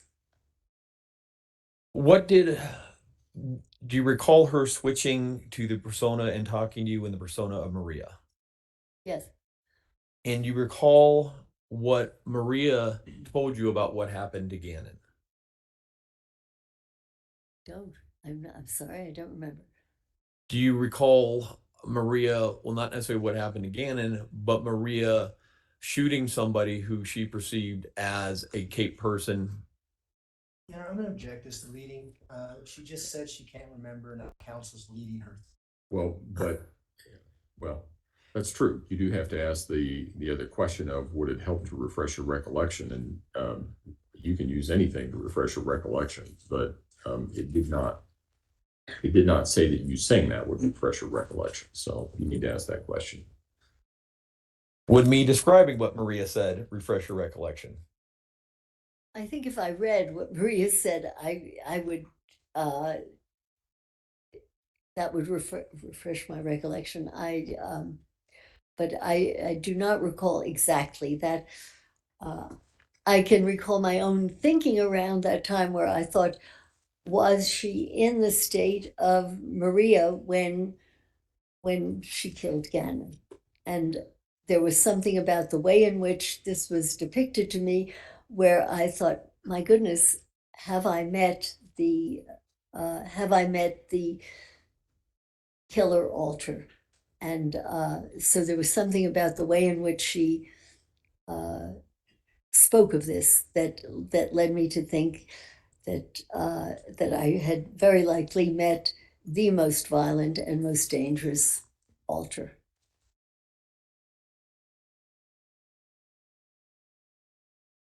So just a second.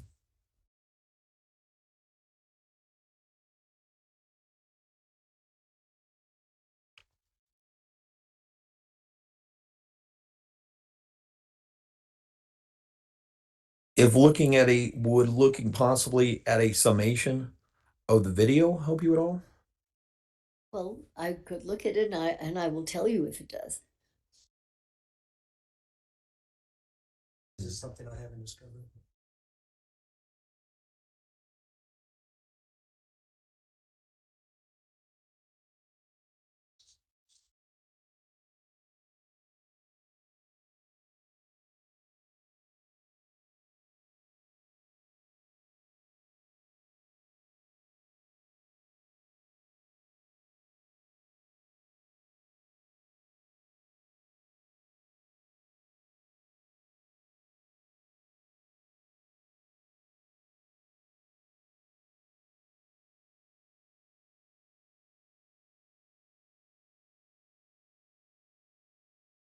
Can we take an afternoon break so I can look at this?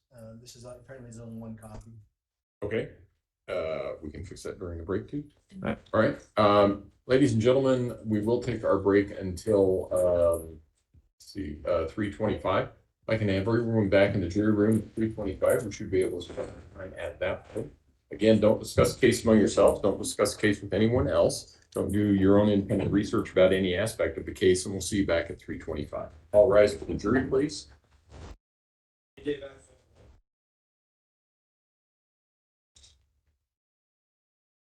Just one page.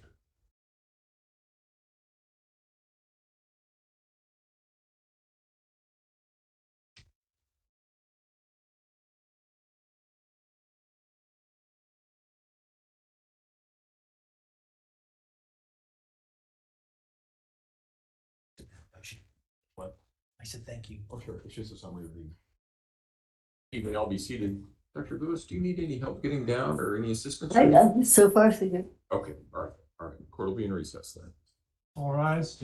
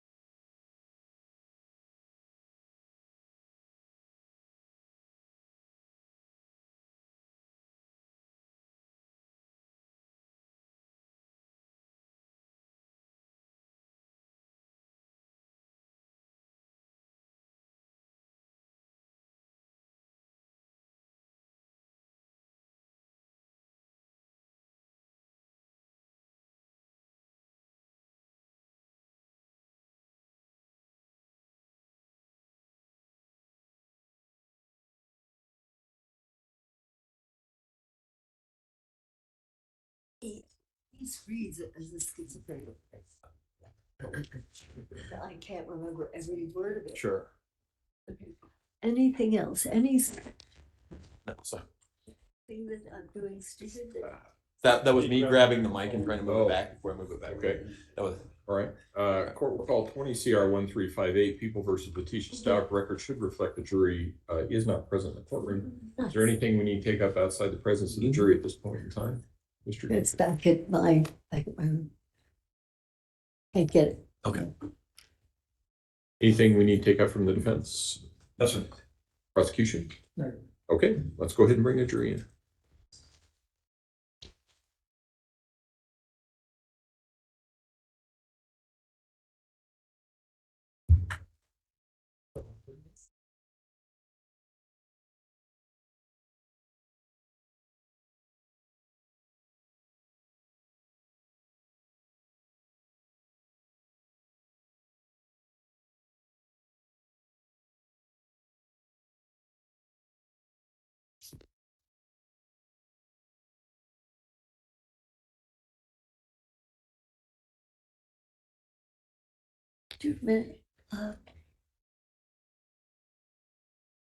Isn't there any way that we can agree with them and Not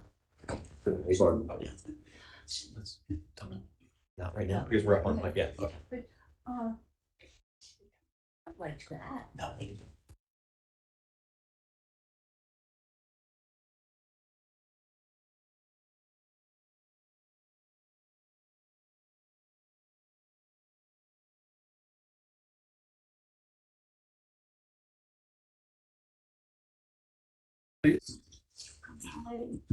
This thing is sticky.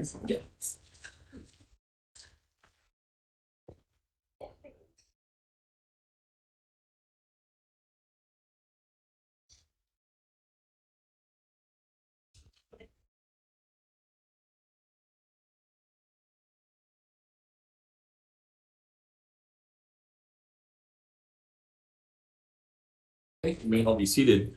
Court will recall 20 CR 1358, People versus Letecia Stauch. Record should reflect the jury have the courtroom. When we took our break, we were in the midst of the testimony of Dr. Lewis. That's where we will resume. Fellini? Yes, Dr. Lewis, did that summary refresh your recollection at all towards what the persona Maria had related to you? Yes, someone. What did Maria relate to you? What actually what is written here is what she said. Okay. Well, Yeah. do you recall independently that? I beg your pardon. Do you have does that refresh your recollection? What comes to me as I read this is that the reason that I can't cite chapter and verses, it is wildly psychotic. It is incoherent. It is non-responsive. well. Spain, if you can relate what Maria told you, I think was the question. That's what you need to do. And not, so let me rephrase that then, Dr. Lewis. If you can't recall the exact specifics of what she said, what can you recall about the way in which she was presenting? Yes, I can't recall the exact specifics because it is disorganized and confused and difficult to remember. But I recall her kind of reassociating all over. And she talks about her grandmother and family shooting things out the window and always needed people to guard funerals. That it had a chaotic quality, and it happened shortly after, as I recall it, shortly after I became aware of her seeming to move into her Maria persona and her more aggressive, more more scary persona, and then it is just rambling and doesn't make sense and incoherent or psychotic. Now, in fairness, there were other things that you would have liked to have done in your examination. Could you talk a little bit about those? About as far as like an MRI or an EEG? Correct. Why would you like those to have been done? Uh, there were aspects of her memory, her behaviors, her descriptions that that are consistent with certain kinds of brain damage. And for example, there are certain things that are so close in terms of dissociation and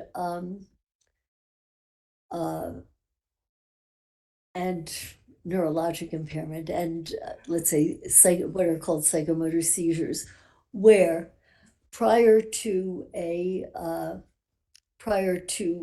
confused state or prior to a state where you are aggressive and moving kind of automatically but violently, prior to this, there's often a state of wooziness and dizziness, which, as I recall, she described. And following these kinds of episodes, the individual, and this is with what are called complex partial seizures, but also it can be with dissociation, the person does not have any memory of what occurred. First, there is what is called an aura. Then things happen. Very often they can be aggressive things, they can be repetitive things. And subsequent to that, the person does not remember them or remembers them in a confused fashion. And the reason that I would like very much to have been able to investigate that is, if it were, let's say if we were able to get the electroencephalograms that I would like to have had done, if indeed you saw that at a certain point, what were normal electrical activity changed and the rhythm changed and things were off and were not the way we normally think. And then it ceased. If you could combine that, because that would have been signs of abnormal brain activity. And then it would have been very possible, very likely, that during the time at which Maria or an entity of Leticia, whatever it be, that during this time when the child was being stabbed, that her brain was in an altered state, and that there was no way in hell that she could have stopped what she was doing. And the other thing is, she would not remember it. And a classic part of Maria's situation is she doesn't remember what happened. I'm not even convinced she knows she did it. And she certainly can give a variety of what you've called like confabulations, just kind of wild stories where her head just goes in different directions. I think that if you could have documented this, there is treatment for it. Whereas we're in a lot more trouble when we're dealing only with a dissociative identity disorder. That's a very tough one to treat. It takes a certain amount of experience, talent, what have you, and investment for a long period of time. So that it matters if you find out that this is what's going on in the brain and you can target it with something to improve it, you're going to see a difference in her whole behavior. And it was frustrating to you that I wasn't able to line that up for us, correct? Your relevance. Overruled. It was frustrating that I wasn't able to make the EEG happen for you, correct? More than frustrating. And just so that the jury knows, you're not here out of the goodness of your heart. You're being paid for your time. Not yet, but I hope so. Okay. I'm You're being paid by the state agency that I work for. In theory. In theory, hopefully. And the agreement is to be paid at $300 an hour. I thought it was $350 an hour. Okay. I'll have to talk to my supervisors about that. But that's a discount from what you would normally charge, correct? Yes. Okay. Despite not having the EEG or the MRI, in your report, you indicated that Miss Stauch was one of the most mentally ill people you'd ever come across. Yes, the most complex. Could you elaborate on that a little bit? Yes. The more I study her and the more I remember what happened and go over it, she has such a variety of different signs, symptoms, and behaviors. She has many of the signs, symptoms, behaviors of a dissociative identity disorder. She also, if you follow the material, as you recall, I could not remember it clearly. If you follow the parts that I couldn't remember, they're confused. They make no sense. They are psychotic. They're incomprehensible by an ordinary human being. And if they were to be read aloud to you, you would not make head or tail of them. So that I find this complicated. And it would have helped me if I could have at least eliminated or included a particular central nervous system dysfunction that I could deal with. It's always fun for a doctor to be able to treat and to be able to make something better. And so far we're not able to do that. Despite that, are you able to come with an expert opinion regarding her sanity at the time of the death of Gannon? Yes. What is your opinion?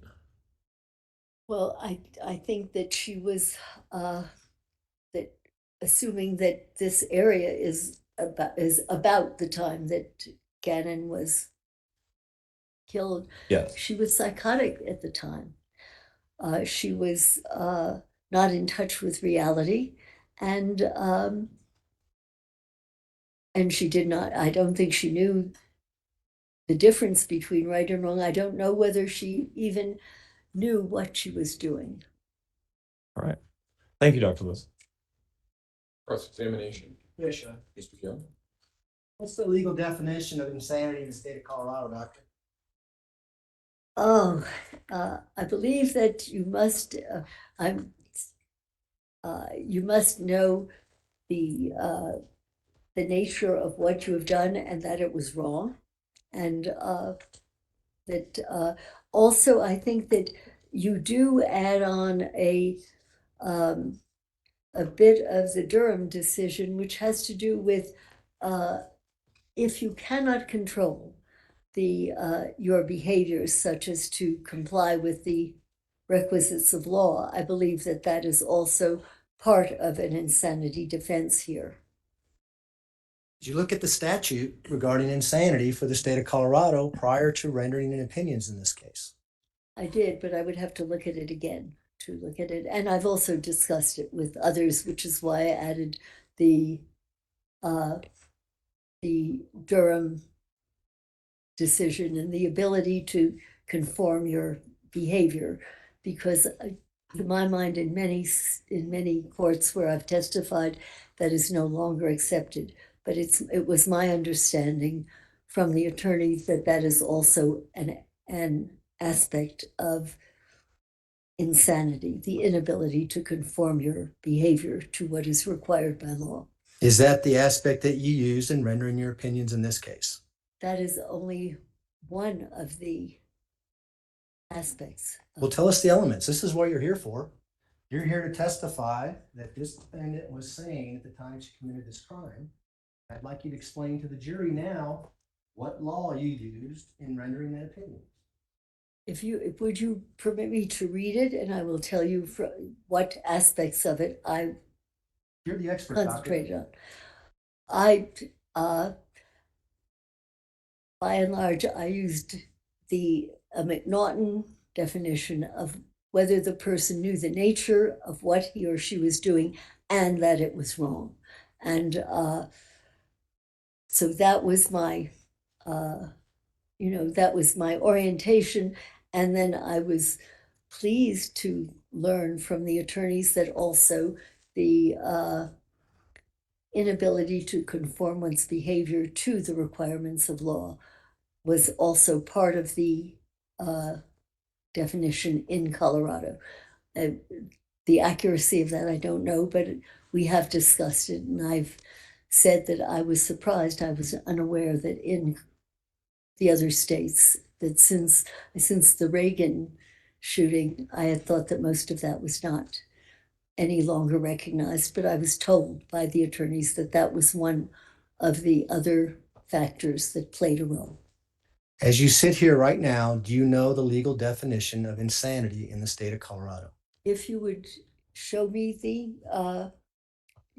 show me as it is written out, I will tell you whether this is what I used. I can't say it to you verbatim, but the idea has to do with whether you knew the nature of what you were doing and that it was wrong. Well, clearly you have experience in testifying in criminal cases. You said 100 or 200 times, right? Right. And so you know that when you write a report, that report comes to the prosecution, comes to the defense, it goes to the court, correct? Yes, usually. And in your report, you want to put what the legal definition of insanity is in the state of Colorado, because that's what you're here for. That's what you're here to testify about, correct? When you have written a complete report with all of the data that you require to come to that conclusion, and then try to go word by word with the definition, yes, you would try to use that. Here we were using as much data as we could get, and again, if I'm mistaken and it is not an understanding of the nature of what the person is doing and that it is wrong, then I've made an error. Well, this is what you say about insanity in your report. You say, based upon the evidence that I reviewed, in my opinion, Ms. Stauch was insane at the time of the homicide and the days following, period. That's right. And I believe that at the time she was psychotic. And whether you use the McNaughton definition, whether you use the Durham decision or a variation of it, she was psychotic at the time. I believe she did not know what she was doing. I'm not certain she even knows that she did do it now as we speak. And that it was wrong is, if she doesn't know that she did it, the question of whether or not she knows it is wrong is, is something that can be debated. But I think that she does not appreciate the nature of what she did, or that it was wrong, and that she is guilty of having murdered Gannon. So she's guilty of having murdered Gannon, but she's legally insane as well. Is that what you're saying? I think that she murdered Gannon. I shouldn't use the word guilty. She murdered Gannon. Again, I think you're teasing me a bit. If you would just rephrase that, I can tell you whether, because you're making me feel, gee, maybe there's a totally different definition here. But from our discussions recently about this, what had struck me most about Colorado was that you also included an inability to conform one's behavior to what was required by law. I don't know if that's wrong, but this is what I discussed with her attorneys, and part of at least what what I've gone by. In addition, I believe that she did not know the nature of what she was doing. But you knew when you came here, you're coming to Colorado. You knew that your opinion would be applied to the law in Colorado. And you knew this jury here would be listening to your opinion to see if what you had to say made sense with the law. Yes, You've done that to 100 to 200 times, correct? I would guess, And yeah. I've read your other reports. In your other reports, you define what insanity is in that particular state, and you explain in your report why you think someone was legally insane at the time based on the law. Why did you not do that in this case? You know, I would have to look at the definition, and I'm sure once I look at it, I can tell you why I did not use the exact words that that perhaps are there. What a reason why in plain English I did not, I believe she was insane is that she is psychotic. When someone is psychotic, they are out of contact with reality. They do not know the nature of what they are doing, whether it is right, wrong, or indifferent. And she is and was psychotic, and therefore she was insane. If you wish to give that a different flourish or something different about it, I very much doubt that what I'm saying to you will conflict with what you're saying. Is there some reason that her being psychotic and not knowing right from wrong or what she was doing, that this is not insanity in your state? Did you write this report, doctor? Of course, I wrote the report. I wrote, this is not a complete report. I wrote, you know, I wrote it, sent it, and had it typed. Yes. Typed it. I cannot tell you who typed it. Who'd you send it to? I sent it to Mr. Tellini. What did you send to Mr. Tellini? You have the, And I'm asking you a question, doctor. What did you send to Mr. Tellini? I sent him a brief report. Initially, the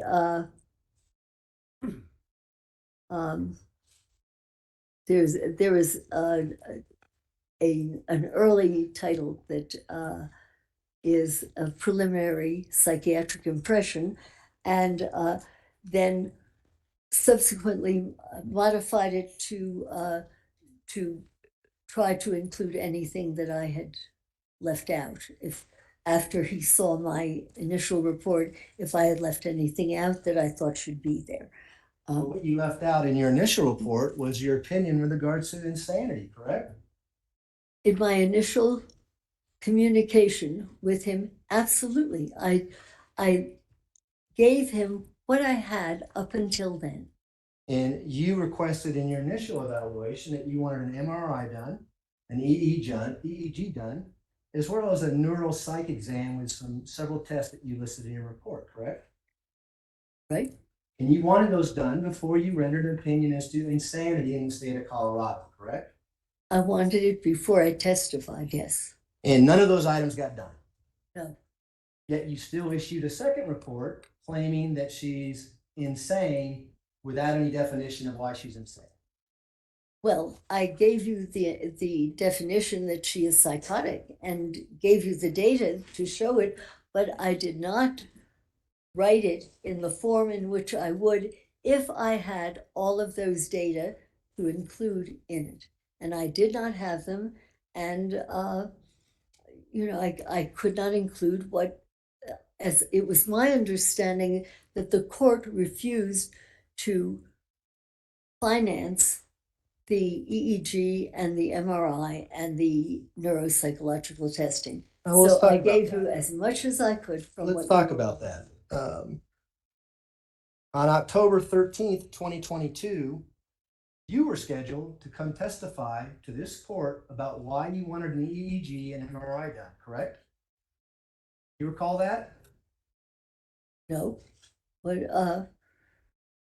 say that again? Do you not recall being asked to come testify with regards to why you needed an EEG done and an MRI done in this case. I do not know what you are referring to. I have no idea what you're referring to, because I would have been pleased to at least talk on the phone to the judge or whatever. I begged to have these things done. I can only tell you that. And I would have spoken to anyone who wanted to talk to me about it.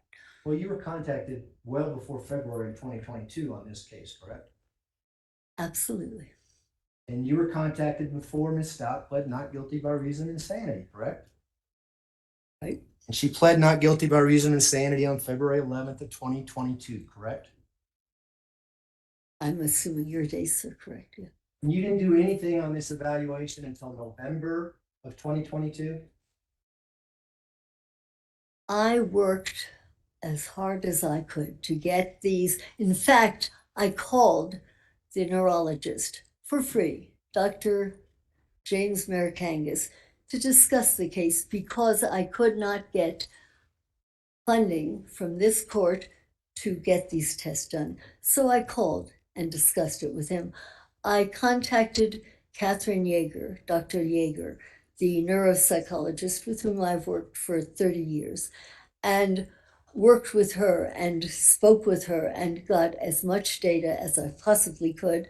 And I begged her attorneys to get this, and their answer was that the court would not pay for those tests to be done.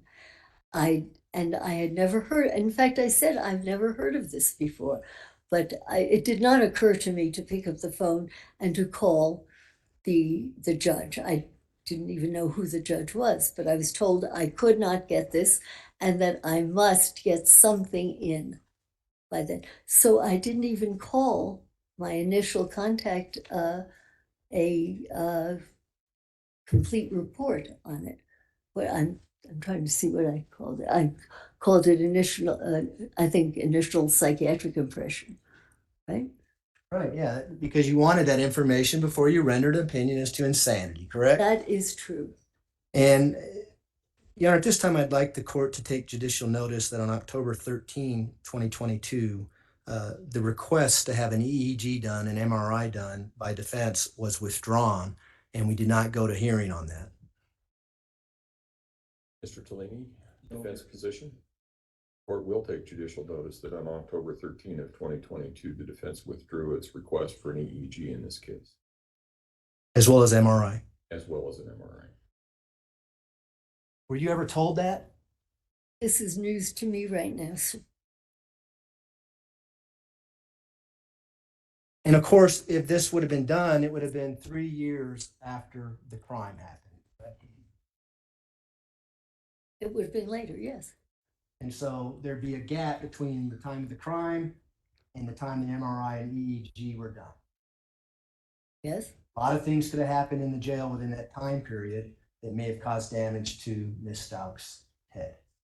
This is just speculative. It would have been extremely helpful to get those data and then to see whether they looked like the kind of material that was something that would have been long lasting or something that was sudden, so that I can't really speculate on that.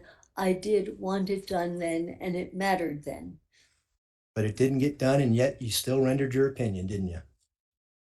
I rendered and I described what I know about the case, and I've given you my opinion of it, yes.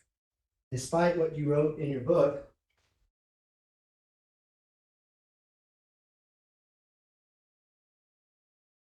guilty by reason of insanity. You're familiar with your book, right? That it's easy to fake mental illnesses, especially when it comes to dissociative identity disorder. And that's why you want collateral information like an MRI or an EEG to corroborate, correct? It's not exactly correct. You don't get that to corroborate dissociative identity disorder. No, you get that to corroborate neurologic or neuropsychological impairment. No, you don't get that for dissociation.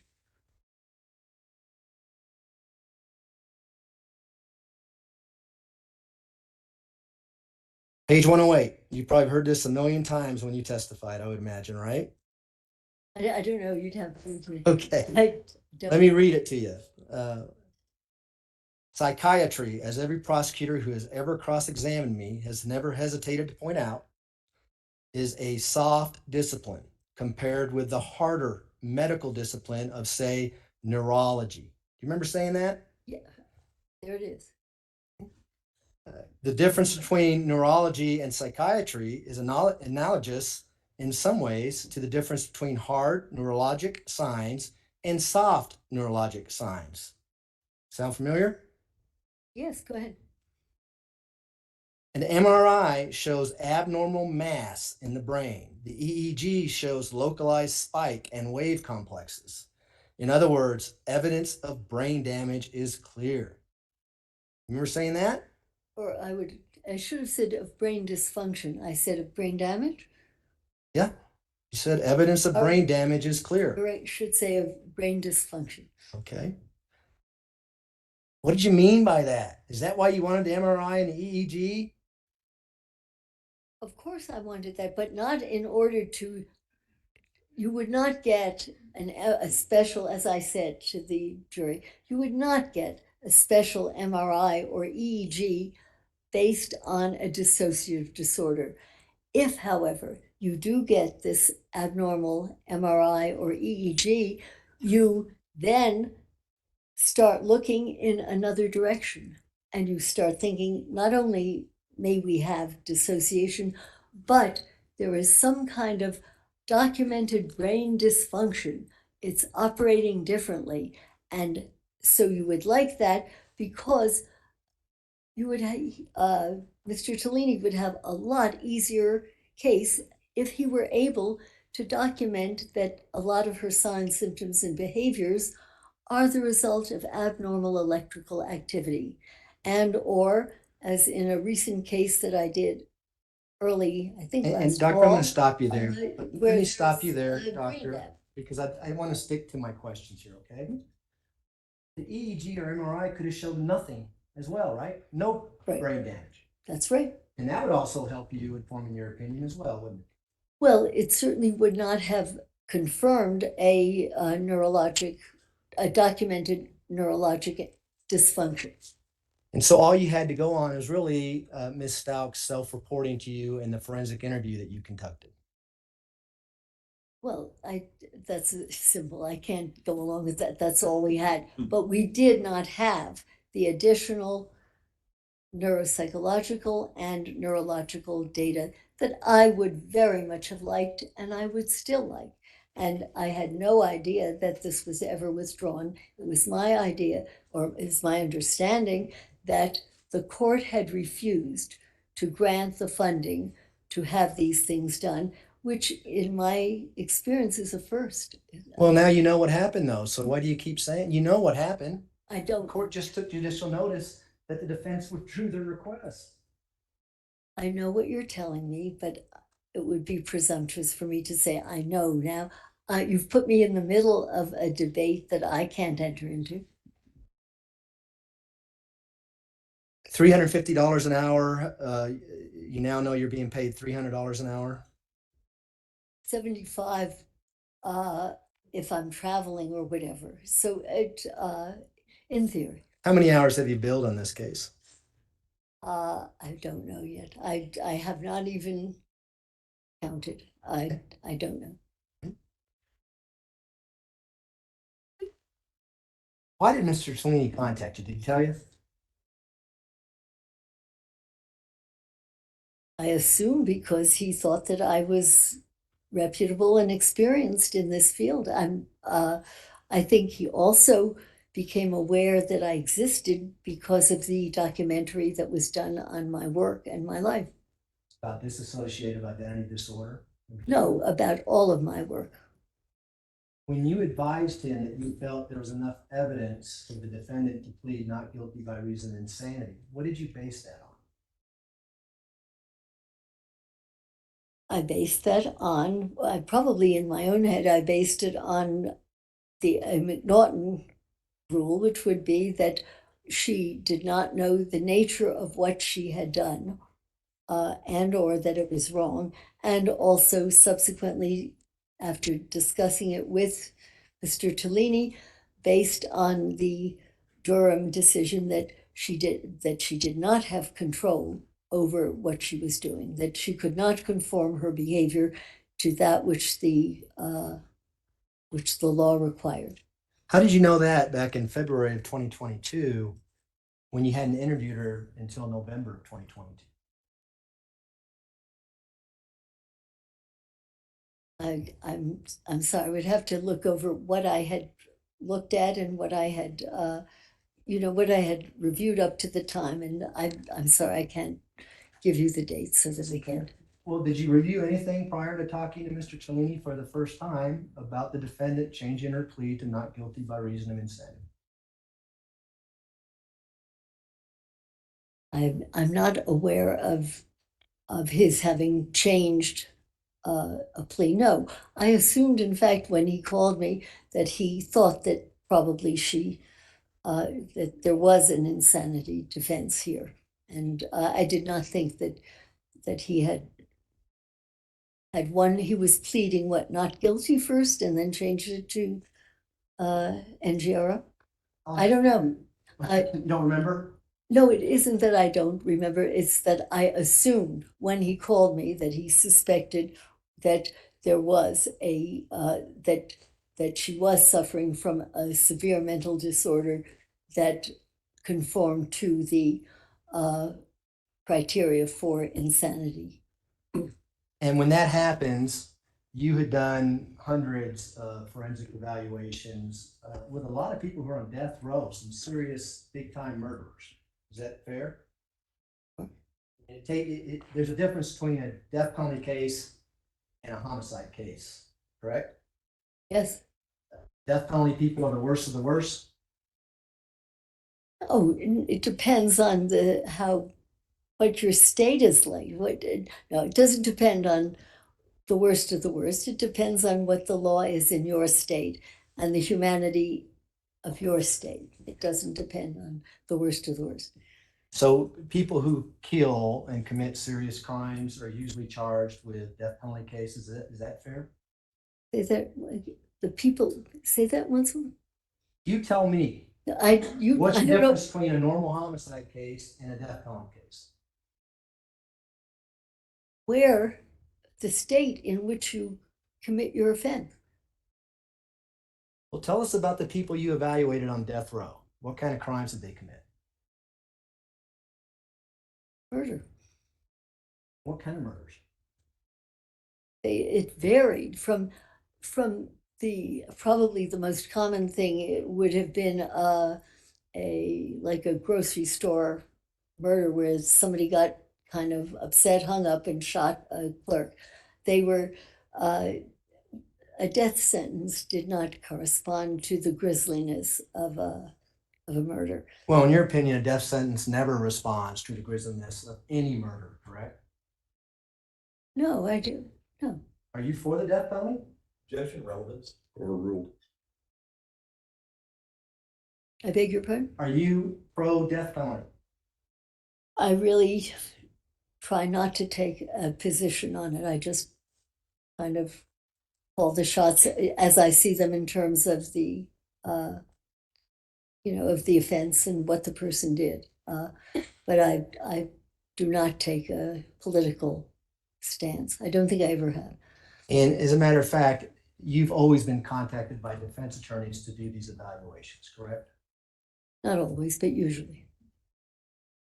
Have you ever been contacted by a prosecutor to come in and say, testify as an expert?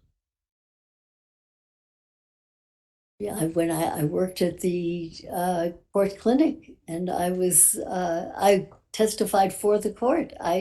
When I was the head of the court clinic, I was testifying for the for the state. And when I worked at Bellevue, when I was asked to evaluate, I was testifying by and large for the city if I testified. Back in the 60s and 70s?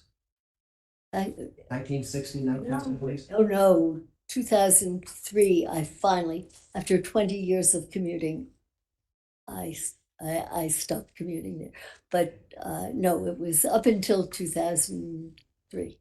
Have you ever done an evaluation on someone on death row and said, you know what? No issues here. The death sentence should go forward. It is not up to me. I've never been asked that, so I've never had to. Well, have you ever done an evaluation that says, I find no mental disease or defect in this individual? Yep.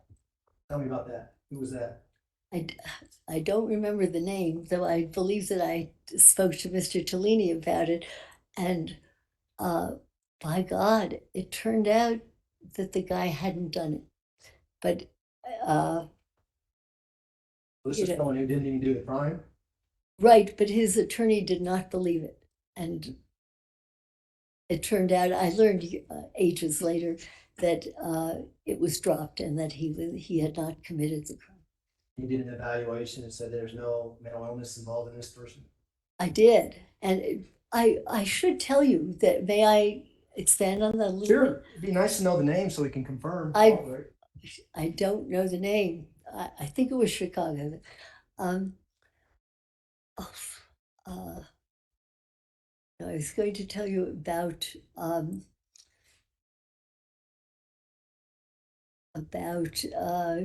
finding this person who had simply not committed the murder.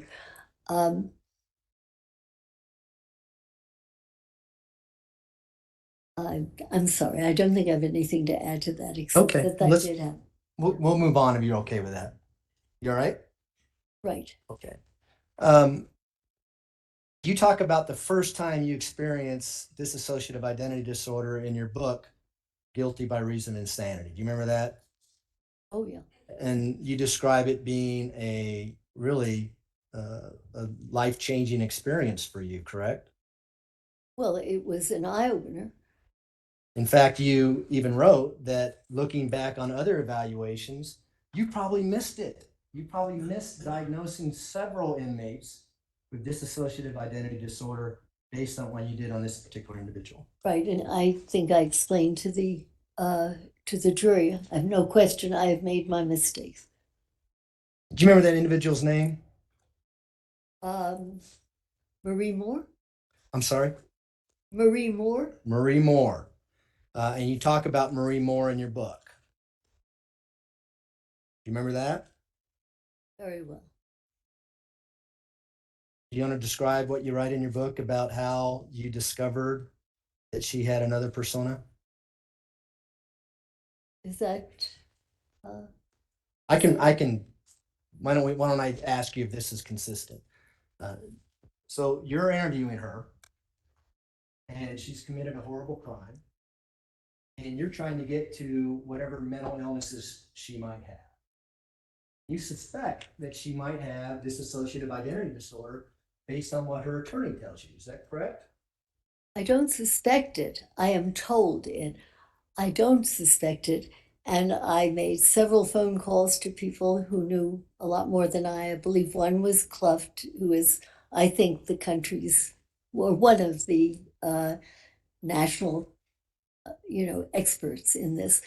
And I called colleagues and discussed the case with them.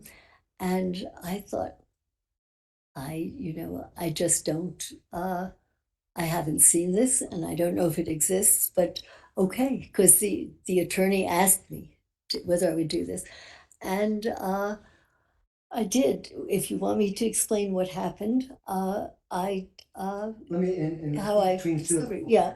okay? I beg your pardon? Between the two of us, I think we'll get out what happened. But going into it, you had quite a bit of skepticism, even though the attorney is telling you they got multi-personality disorders, because that's what it was called at that time.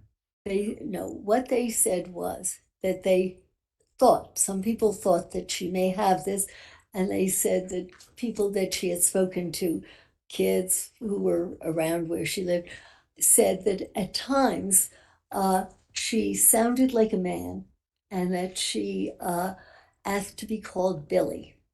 That was what they knew. And that's what they told me.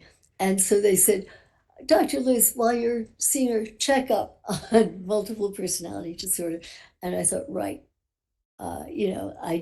I thought I had never seen it, and I didn't think I would. And so I did go to see her, and I I could find nothing that quite went along with what I understood. This So would you, be. and you're asking her, hey, I want to talk to Billy. And Billy, talk to me. Or words that No. I don't think I'll tell you when I remember. This is about 100 years ago. this is back in the 1980s, just so, is that fair? 84 or 86. Yeah. Well, that tells you how long it took me to even think maybe this could be it. But I I asked her, based on all these very wise people I had consulted, I asked her whether I said to her, there are people who say that sometimes you want to be called Billy or what have you. And she said, yes, people have told me this, but I don't know. And I said, many people who have been through the kinds of things that you've been through, uh, many people have been bothered, like sexually by other people or whatever. Um, Has anything like this ever happened to you? Whatever. No, Dr. Lewis, never. Nothing like this ever happened to me. So finished, done with evaluation. But no, it did not happen. And no one ever did this. And we talked, and I do need to see a patient more than once and for a while. So I said, I really need to leave now. There was a um, an investigator had driven me out and put his head in the door and said, we have to leave. And I said, Marie, I'm so sorry, but I have to leave now.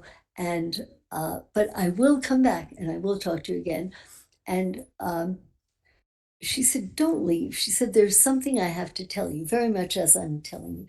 And so I sat. I do have endless patience when you know, time has, does not just stop at the end of an hour. So I waited and I said, I just can't stay. I have a lift. I have to go. Marie, I will come back. And I promised you we'll talk some more. And she said, don't go. There's something I have to tell you. And so I waited. And then, as is my wont, I picked up my little yellow pad and because the guy was waiting outside. And I said, I'll be back, Maria. We'll talk again, but I have to leave. I got up and stood up, walked toward the door, put my hand on the doorknob, and opened the door. And behind me, a voice said, don't go. And it was chilling. And, I turned around and by the way, I thought she and I looked a bit alike. They were in the days of the big glasses, and you kind of look pretty simple with big full glasses. And uh, I turned around, and instead of this kind of wimpy looking girl with the glasses looking at me, uh, she had changed, and she was sitting with her legs towards the door, her hands on her knees, and in a masculine kind of look. And she said, don't go. Uh, there's something I have to tell you. And she put out her hand, and I put out mine, and I took hers, and I said, Billy? And she said, yes. And I said, wait a minute. And because I was scared, I had not seen this before. And Doctor, if I can just stop you there, just so I Yeah. can have the record be clear. So when you're referring to things that Billy said, you're using a male voice. Yes, I'm And- imitating it as much as I can. Okay, Yeah. I just want the record to reflect that. Go ahead, please continue. Yeah, I'm sometimes better at it than, but it was this harsh kind of thing. And I just, I kept the door open and I don't remember the man's name. I said, Mr. So-and-so, don't go, there's someone that needs to meet you. I really meant there's someone I need in here to kind of protect me. And the investigator came in and sat, and he said hello, and he's Billy. I forget who said which first, and he sat down, and then we talked a bit, and I I guess he had said Billy, or I said Billy, and he said yes, and I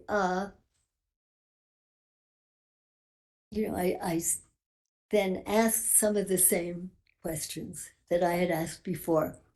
And I said to, if memory serves, I said, um, you know, Billy, when I was talking with Marie and she said that so and so had never bothered her sexually.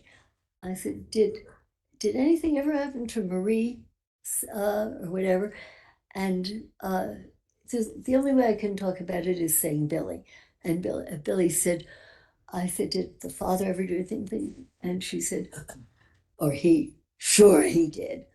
And she said, when she was, I don't remember if it was 2 or 4, he put pencils in her rectum.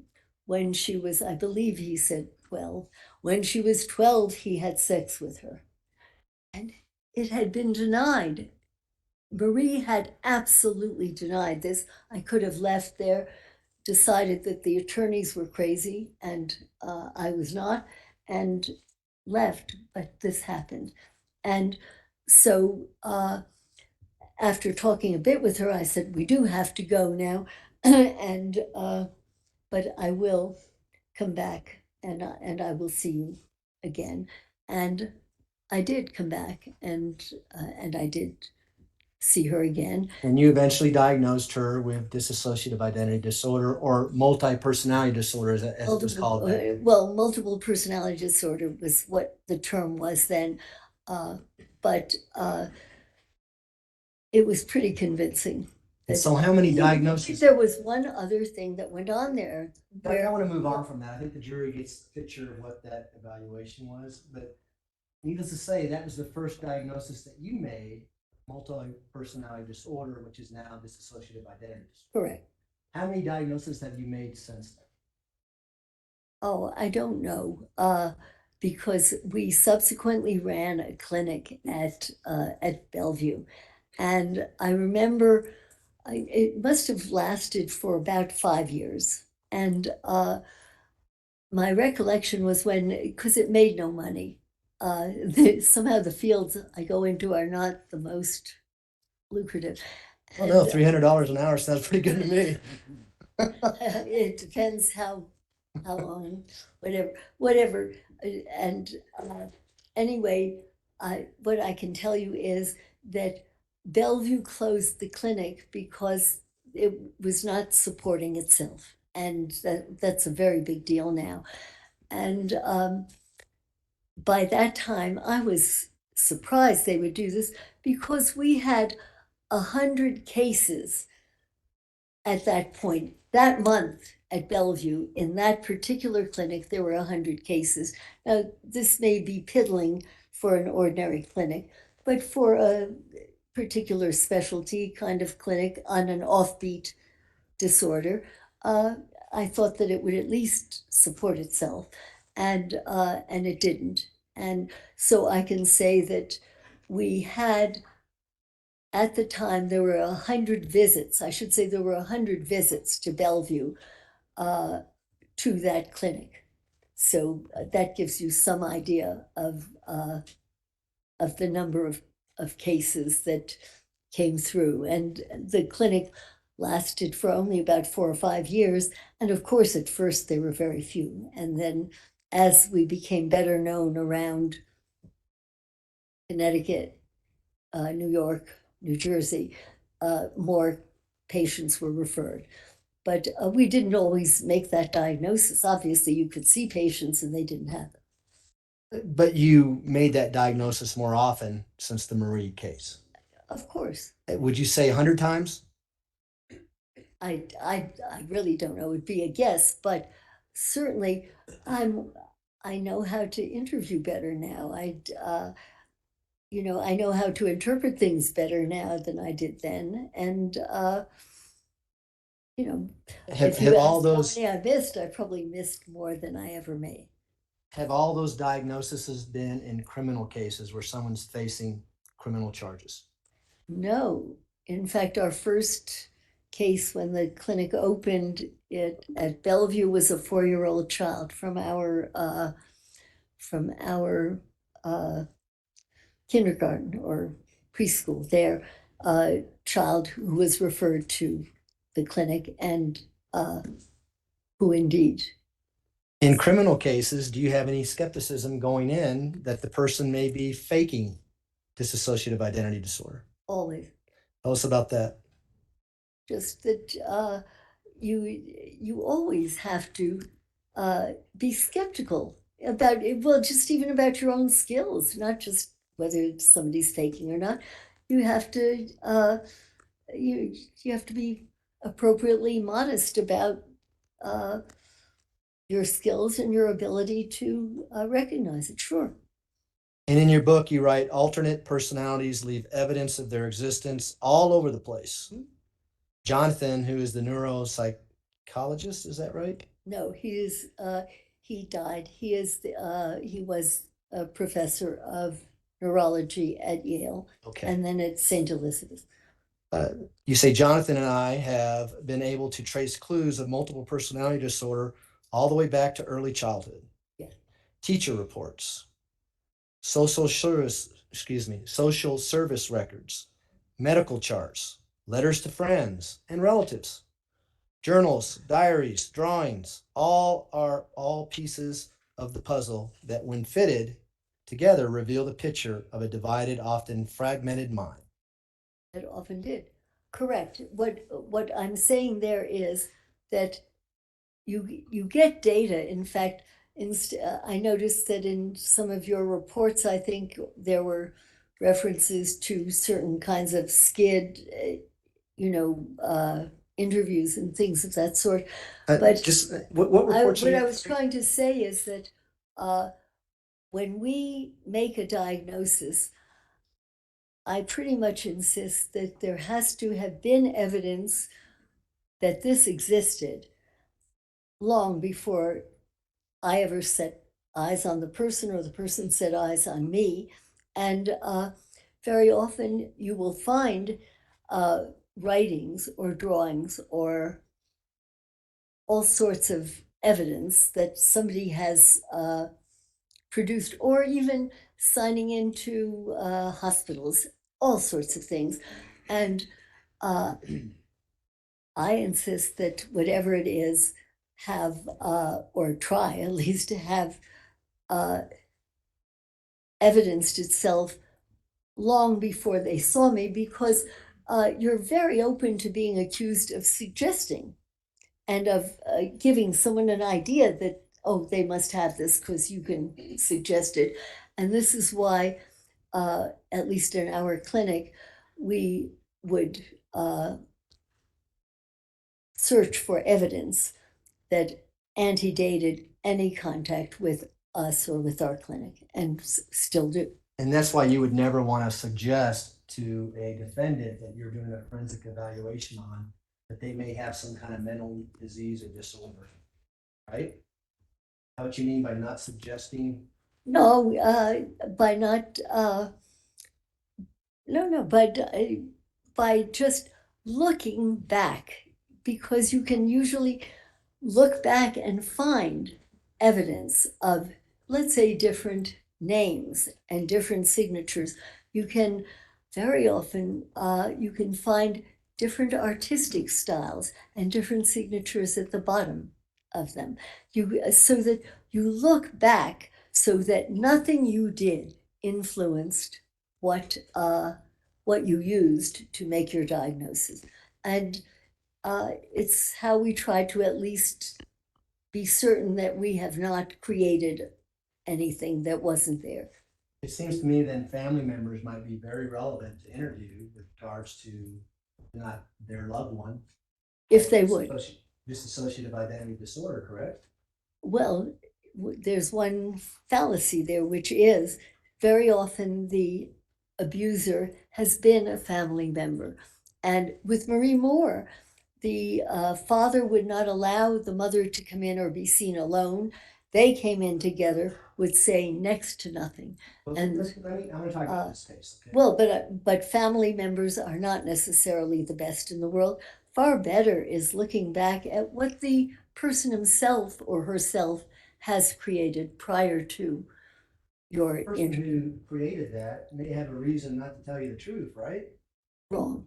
Wait a minute here. You just said a few minutes ago that you're skeptical going into these interviews because people who are charged with crimes may have a reason to fake it. You don't remember saying And that? that is why you would have your data antedate any crime, any contact with them, because you can't retrospectively malinger. And it's vital for everyone to remember that you cannot retrospectively malinger.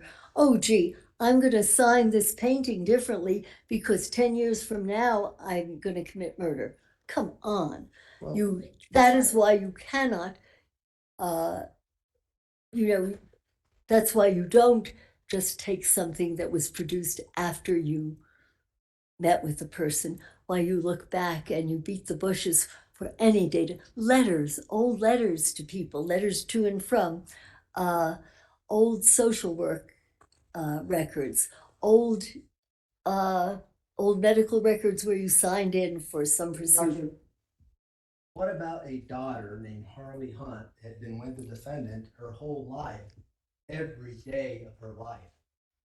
I don't think it'd be relevant to talk to her to see if she saw any signs of dissociative identity disorder.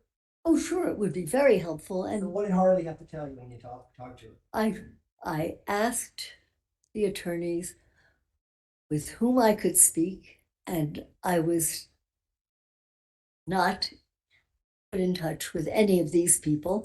And so I did not use them unless if they had years before made some kinds of notations about the person, that would be kosher. You could probably look at that. But You say in your book that there was a case in Florida you were subpoenaed or asked to come and give opinions on, and the wouldn't do what you asked them to do, an MRI, EG, biological testing, and you refused to testify. Remember that? I don't remember which case it was. No, this was written when, in 86? I don't. Well, why didn't you I'm do that sorry, I here? don't recall that case. Why didn't you do that here? I tried. Why didn't you refuse to testify? Because you didn't have done what you wanted to have done. Perhaps guilt. I don't know why. But And speaking of that, I probably should have. you were to be here at 9 o'clock this morning. Why were you not here at 9 o'clock? I don't know. I was supposed to be here 2 weeks ago, and I was told that at the last minute that I was not to come until last Friday. I do not know. The timing is someone else's. And your report was due on February 13th of 2023 with regards to insanity. You know that too, don't you? You know there's discovery requirements for your report when you enter a criminal case of this nature, that you need to give us your report 35 days before trial, correct? No, that this is new to me. However, I did the best that I could. I could not provide you with what you wanted until I got data. And even when I did not get the data, I did the best that I could with what I was given. And you provided, or at least somebody typed up a report that was given to us 4 days before we started jury selection.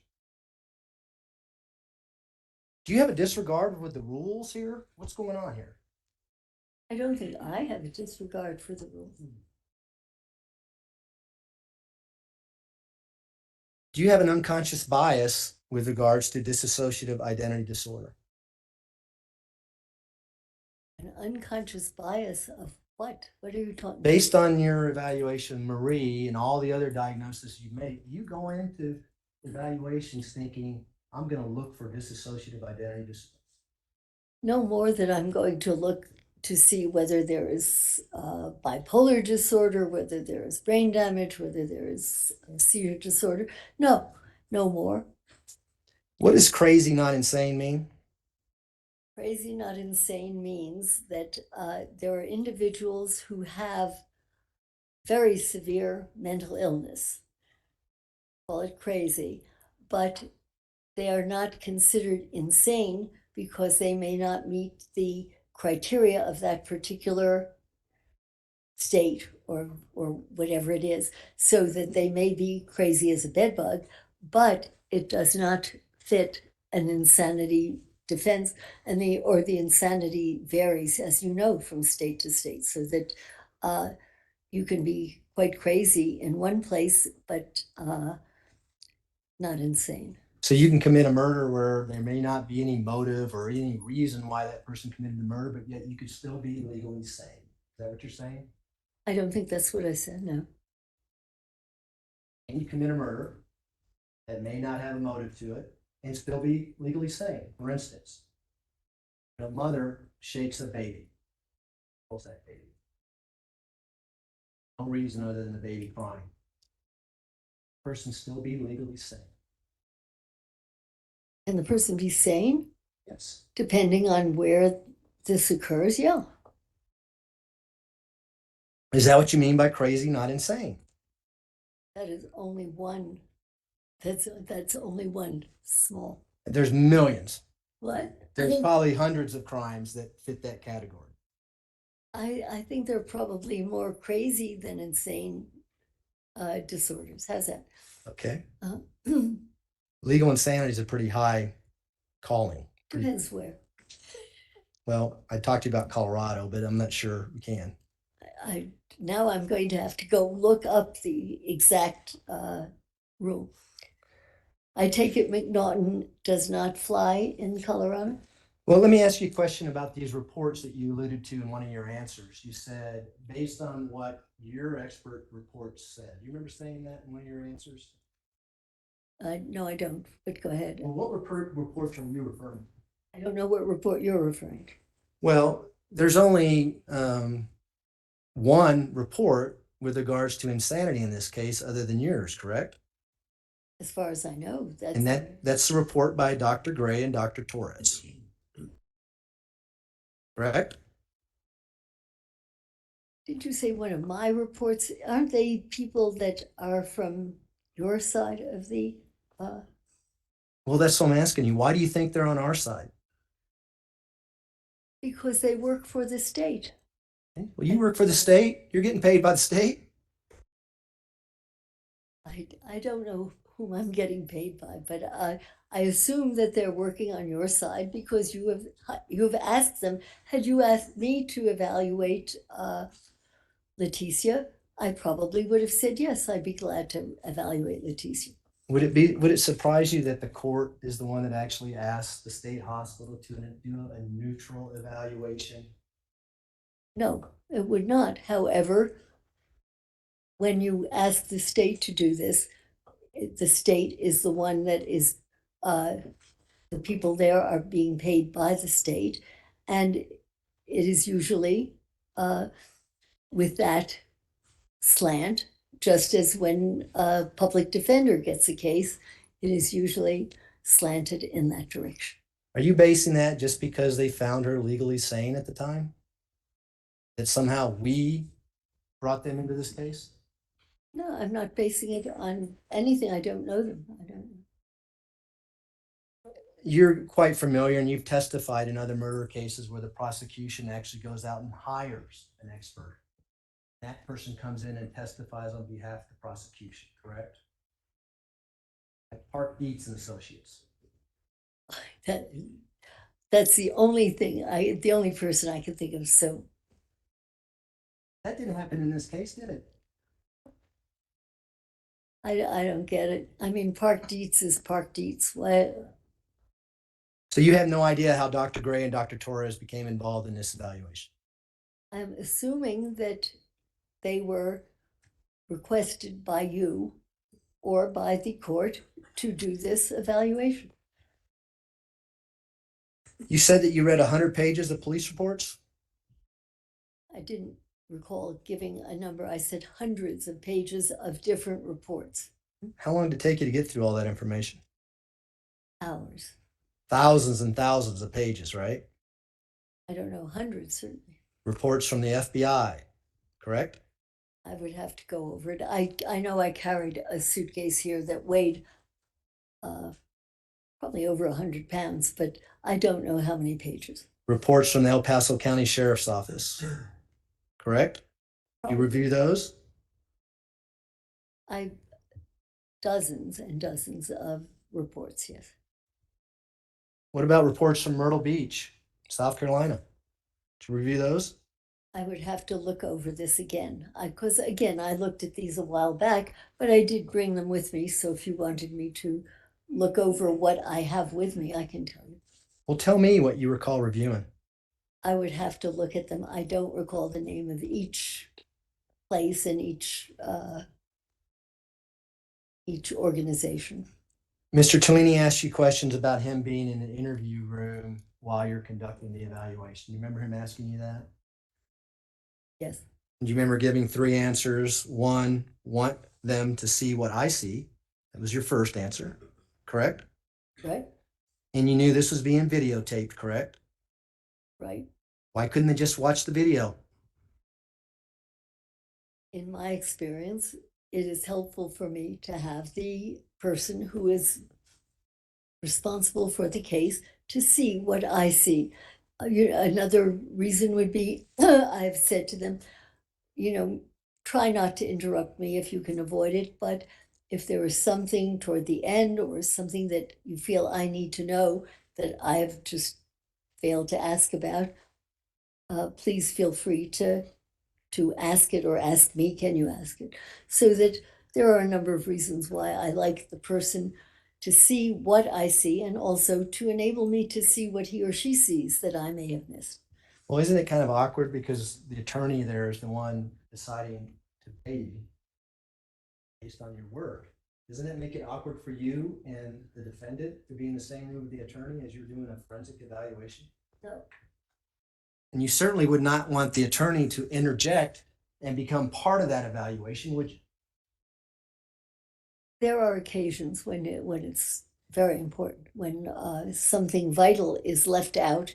And if the person were not there, I would not even know enough to ask later on. So Would you consider that to be an unbiased interview if the person who's working in the best interest of the client is asking questions during the forensic interview? I think it depends what the questions are. I think I told you in an interview, I said, look, if you two are going to continue with this, let's stop now and I quit.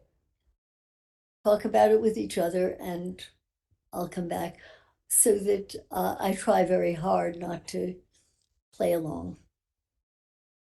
You said the second factor was dissociative cases. There's a lot of skepticism prevailing in the case. Do you remember saying that? I'm sure I have many times. What does the attorney have to be in the courtroom to alleviate that second factor of yours?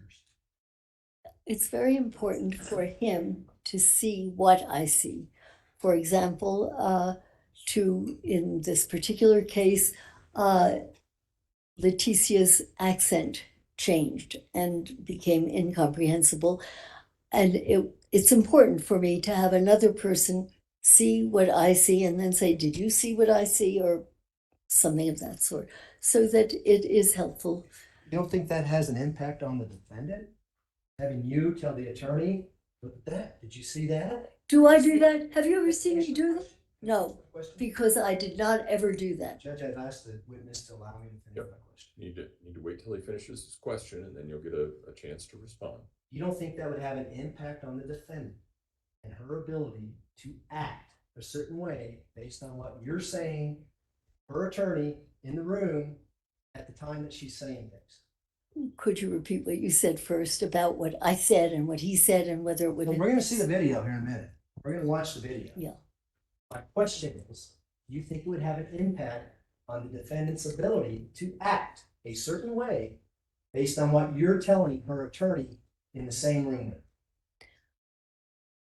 I do not believe that what I do or the way in which I do it on occasion, if I want the attorney to be there or someone else from the attorney's side, I feel that I am more likely to find out the truth than if I'm on my own and I have failed to pick up something.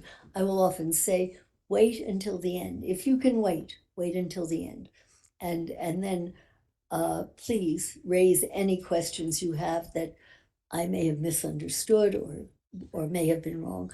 But I do this in the interest of trying to learn as much as I can. You think the attorney might have an interest, in your opinion, in the outcome of that interview? Of course. Did you have any safety concerns when you're interviewing Ms. Stauch on those 3 days? I think that just the very fact that I have somebody there tells you that I always have enough sense to try to keep myself safe and calm so I don't have to worry about my own safety. You interviewed her hours, in the morning, in the afternoon, 3 days in a row. By the time you got to the third day, do you feel a need to have an attorney in there with you for safety reasons? Yes. Why? Well, a case I had a while back, I actually was flying out to Florida for, I forget what part of the case it was late at night. There was a woman attorney with the patient, and by the time I arrived at the prison, the patient had attacked the woman. She had been alone in the room with this person whom she knew well. It's an eye-opener and it's a lesson, and it can happen. And now here this woman had known the defendant for a long time.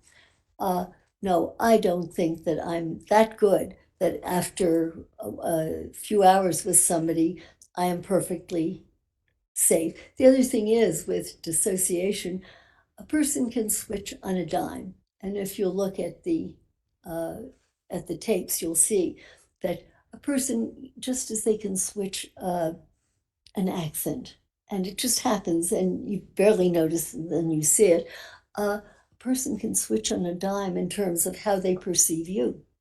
And you can be safe 1 minute. This friend of mine was stabbed shortly before I arrived there to interview the defendant, and I was not permitted to do the interview, and that was that. But no, I do not think that the third day I'm necessarily safe on my own. I would be a fool. But you talked about someone switching on a dime. You didn't diagnose Ms. Stauch with dissociative identity. 2023. Why were you concerned about her switching on a dime if you hadn't made a diagnosis yet? Because I don't know when I come and see a patient what the disorder is. And there are other disorders in which someone can switch on a dime. And, or you could say something stupid or the wrong thing, and the atmosphere changes. So that, I don't know, maybe I'm a coward, but I don't think you're a coward. Does everyone who is diagnosed with dissociative identity disorder, are they legally insane throughout the United States? no. Of course not, right? There's a spectrum. I taught you that. I went to school for 7.5 years. I might have picked up a few things. But anyway, there's some who are more severe than others. There's some that may not impact their life whatsoever, correct? I don't know. Because you only look at criminals, right? No. Okay. Come on. Your opinion is that something that happened over 20 years ago with Miss Stauch's stepfather is the origin of her traumatic stress that leads to dissociative identity disorder. Did I get that right? No, Tell us, what's the origin of I it? do not know enough about what she suffered or experienced as an infant, as a child, as somebody growing up, nor have I spoken with her relatives, friends, acquaintances personally, so that I cannot possibly say that. In my experience, I'm staggered by how very, very early ongoing uh, intolerable torture uh, can create this, and you can sometimes you can get a hint of when it happened because uh, when the person is in a certain dissociative state, they may draw the way a 3-year-old does, and it may turn out that as you learn more, that maybe it was at around that time that that the major trauma occurred. But it's Well, let me, and I don't know just to what make sure I caused it. wrote down your answers right, Yeah. but you said the cause is early ongoing physical and or sexual abuse that is intolerable, can't cope with it anymore. Mind self-hypnotic. It is as you left out as if it is as if the person has gone into a self-hypnotic state. I have used that term because for me it makes sense. You will find others, experts far better than I, who may use a different term in terms of the way in which the mind changes. But for me, it is most understandable to say it is a type of self-hypnosis. Because, if you kind of think you are someone else and you're talking differently, it is like a self-hypnotic state. And is unconscious, it is not conscious. Regardless, you indicated that these assaults happened back when Miss Stauch was 15 years old. Remember saying No, that? I said I know only from other people's histories, and maybe one time where she told me from about age 5 to age 10, some things occurred, that these things have been documented by other people. I am not telling you when. I suspect that we don't know a lot of what went on early. But we do know that she got a softball scholarship, that she got her doctorate's degree, that she, Would you explain the doctorate's degree, where she got it and how? did you not know that she got a doctorate's degree, doctor? I don't know if you count it the same. It was over the internet and it was like Coursera or something like that. I think that you need to look at that a bit. You know more about it than I do. I didn't know that. You didn't know that? Oh, No. well, it was That. I don't know, some of those big boxes. Watch the videos. It's not on videos. It's not there. I don't know, but that's where she says she got it. But anyway, that didn't impact her ability to go through college. Yeah, it did. Her college was also, I believe her degree was a computer, an internet. And she succeeded in life, had a daughter, married twice, Wow. right? And then all of a sudden, out of nowhere, Why would you say succeeded, married twice? This is not a victory. she didn't murder anybody. She didn't murder anybody within that 20-year. But she managed to marry some really unpleasant people. I'd say those were big mistakes. And just coincidentally, you come involved, and now all of a sudden, this event that happened 21 years ago is the cause for her killing an 11-year-old girl. Is that what you're telling us, jury? No, I'm not telling you this. Then why is it relevant? We're trying to understand what happened and why it happened. And I'm just telling you what causes, in my experience, in my limited experience, what causes this kind of phenomenon. But I don't consider her having married twice inappropriate and less than loving human beings a success, nor do I consider her degrees. When do you enormous. think her dissociative identity disorder started? Wow.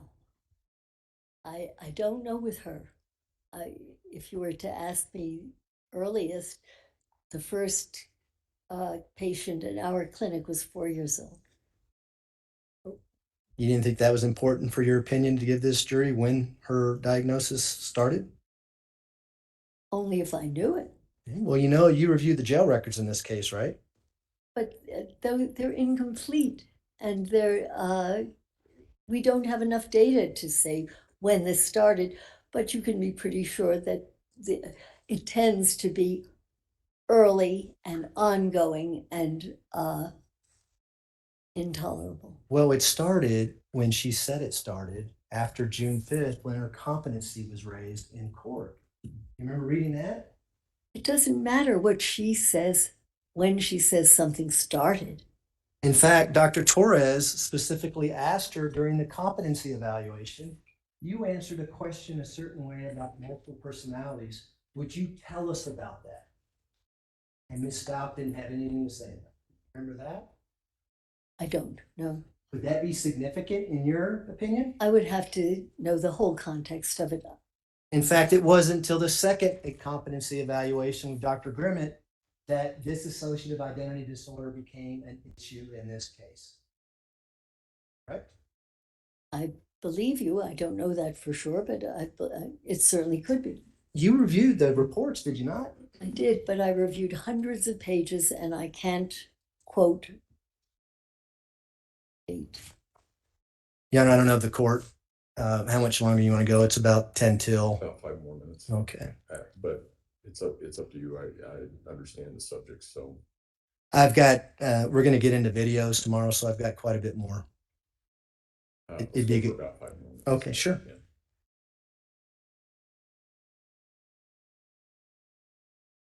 You indicated on direct examination that it's very common for an individual to split off to take the characteristics of their abuser when they have dissociative identity disorder. Yes, I've seen it often. Did you see it, Ms. Stauch? I can't say for sure I saw that with her. I don't know. No. Rita Sanchez has nothing to do with her stepfather. Would you call him Crazy Ass James or something like that? What about him? Jackass James. That's what it was. Yeah, but did she turn into Jackass James? That's what I'm asking you. I didn't hear that or see it or what did you? I don't know where you're coming from. Well, you said on direct that it's common, very common, I think you said, that individuals take on a persona of their abuser. I said it is common, right, and it is common. But that doesn't mean that in this case it happened.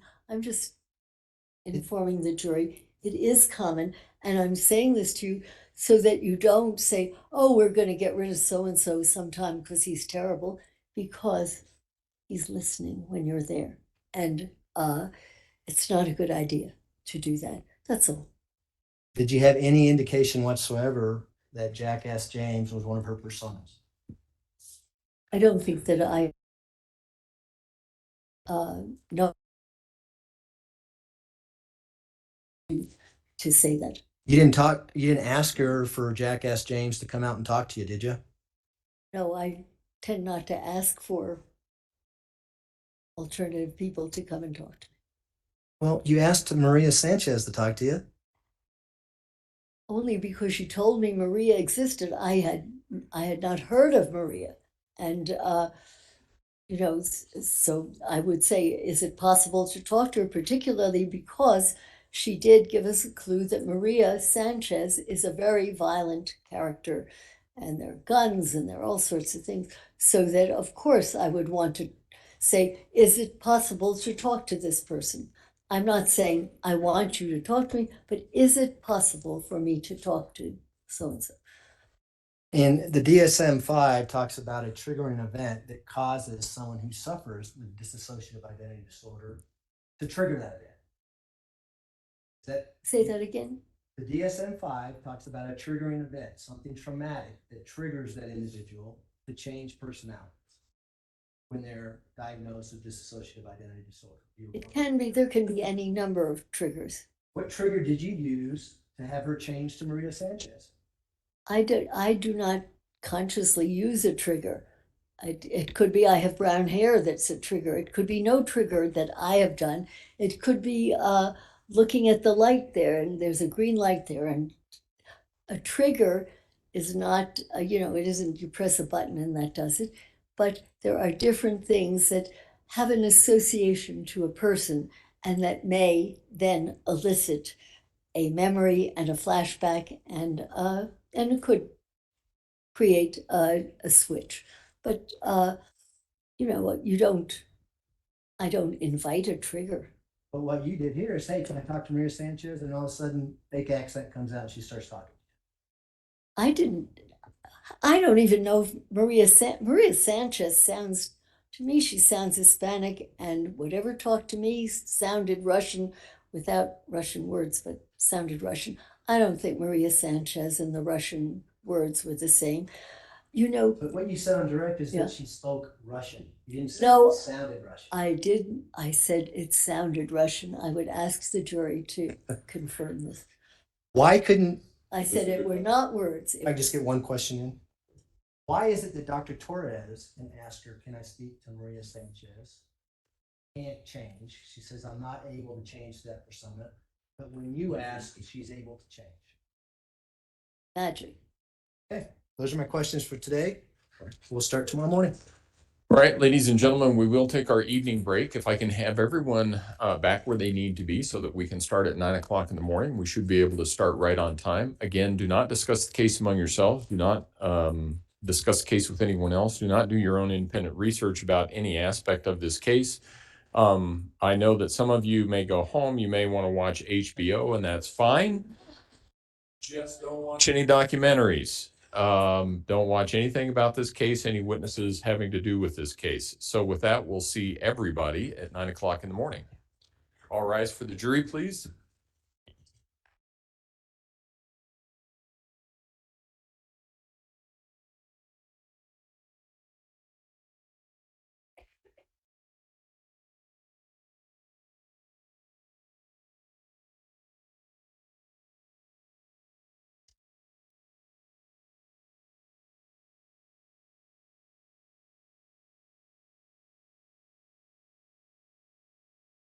Step down.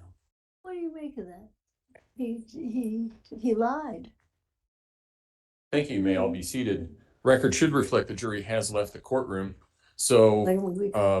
if we can start everybody in the morning at 9 o'clock. And Dr. Lewis, I understood, and I'm just going based on what the attorneys told me. I understood that you were going to be here this morning, and you weren't. I get that. I had then said that we would start at 1 o'clock. You weren't here at 1 o'clock either. Let's be here at 9 o'clock tomorrow morning. Okay. Supposed to be here too. I understand. Comes on me the last minute, the best I can. No, I understand, and the attorneys are trying to do the best they can too. So I understand, but let's be here at 9 o'clock in the morning so that we can all start at the same time. Is there anything else that we need to address at this point in time, prosecution? Yes, Judge. Based on the issues that have popped up as it relates to the meeting that occurred with Dr. Lewis just in the On last Sunday? on Sunday, and then the lack of being here this morning when required, I would ask the court to issue an order that nobody, either the prosecution or defense, talk to the witness while she's off the stand tonight to avoid any further issues. There's already been one of those in this case, and I think it would be in the best interest of getting truth to the jury to avoid any other issues on that particular front. And then I think you've already given the witness an order to be here at 9 a.m. tomorrow morning and be ready to testify. But I do think it's important, as we're trying to get to the truth of the matter here, that we don't have any impairments with this particular witness. Mr. Telenial, since this is your witness, do you have a response?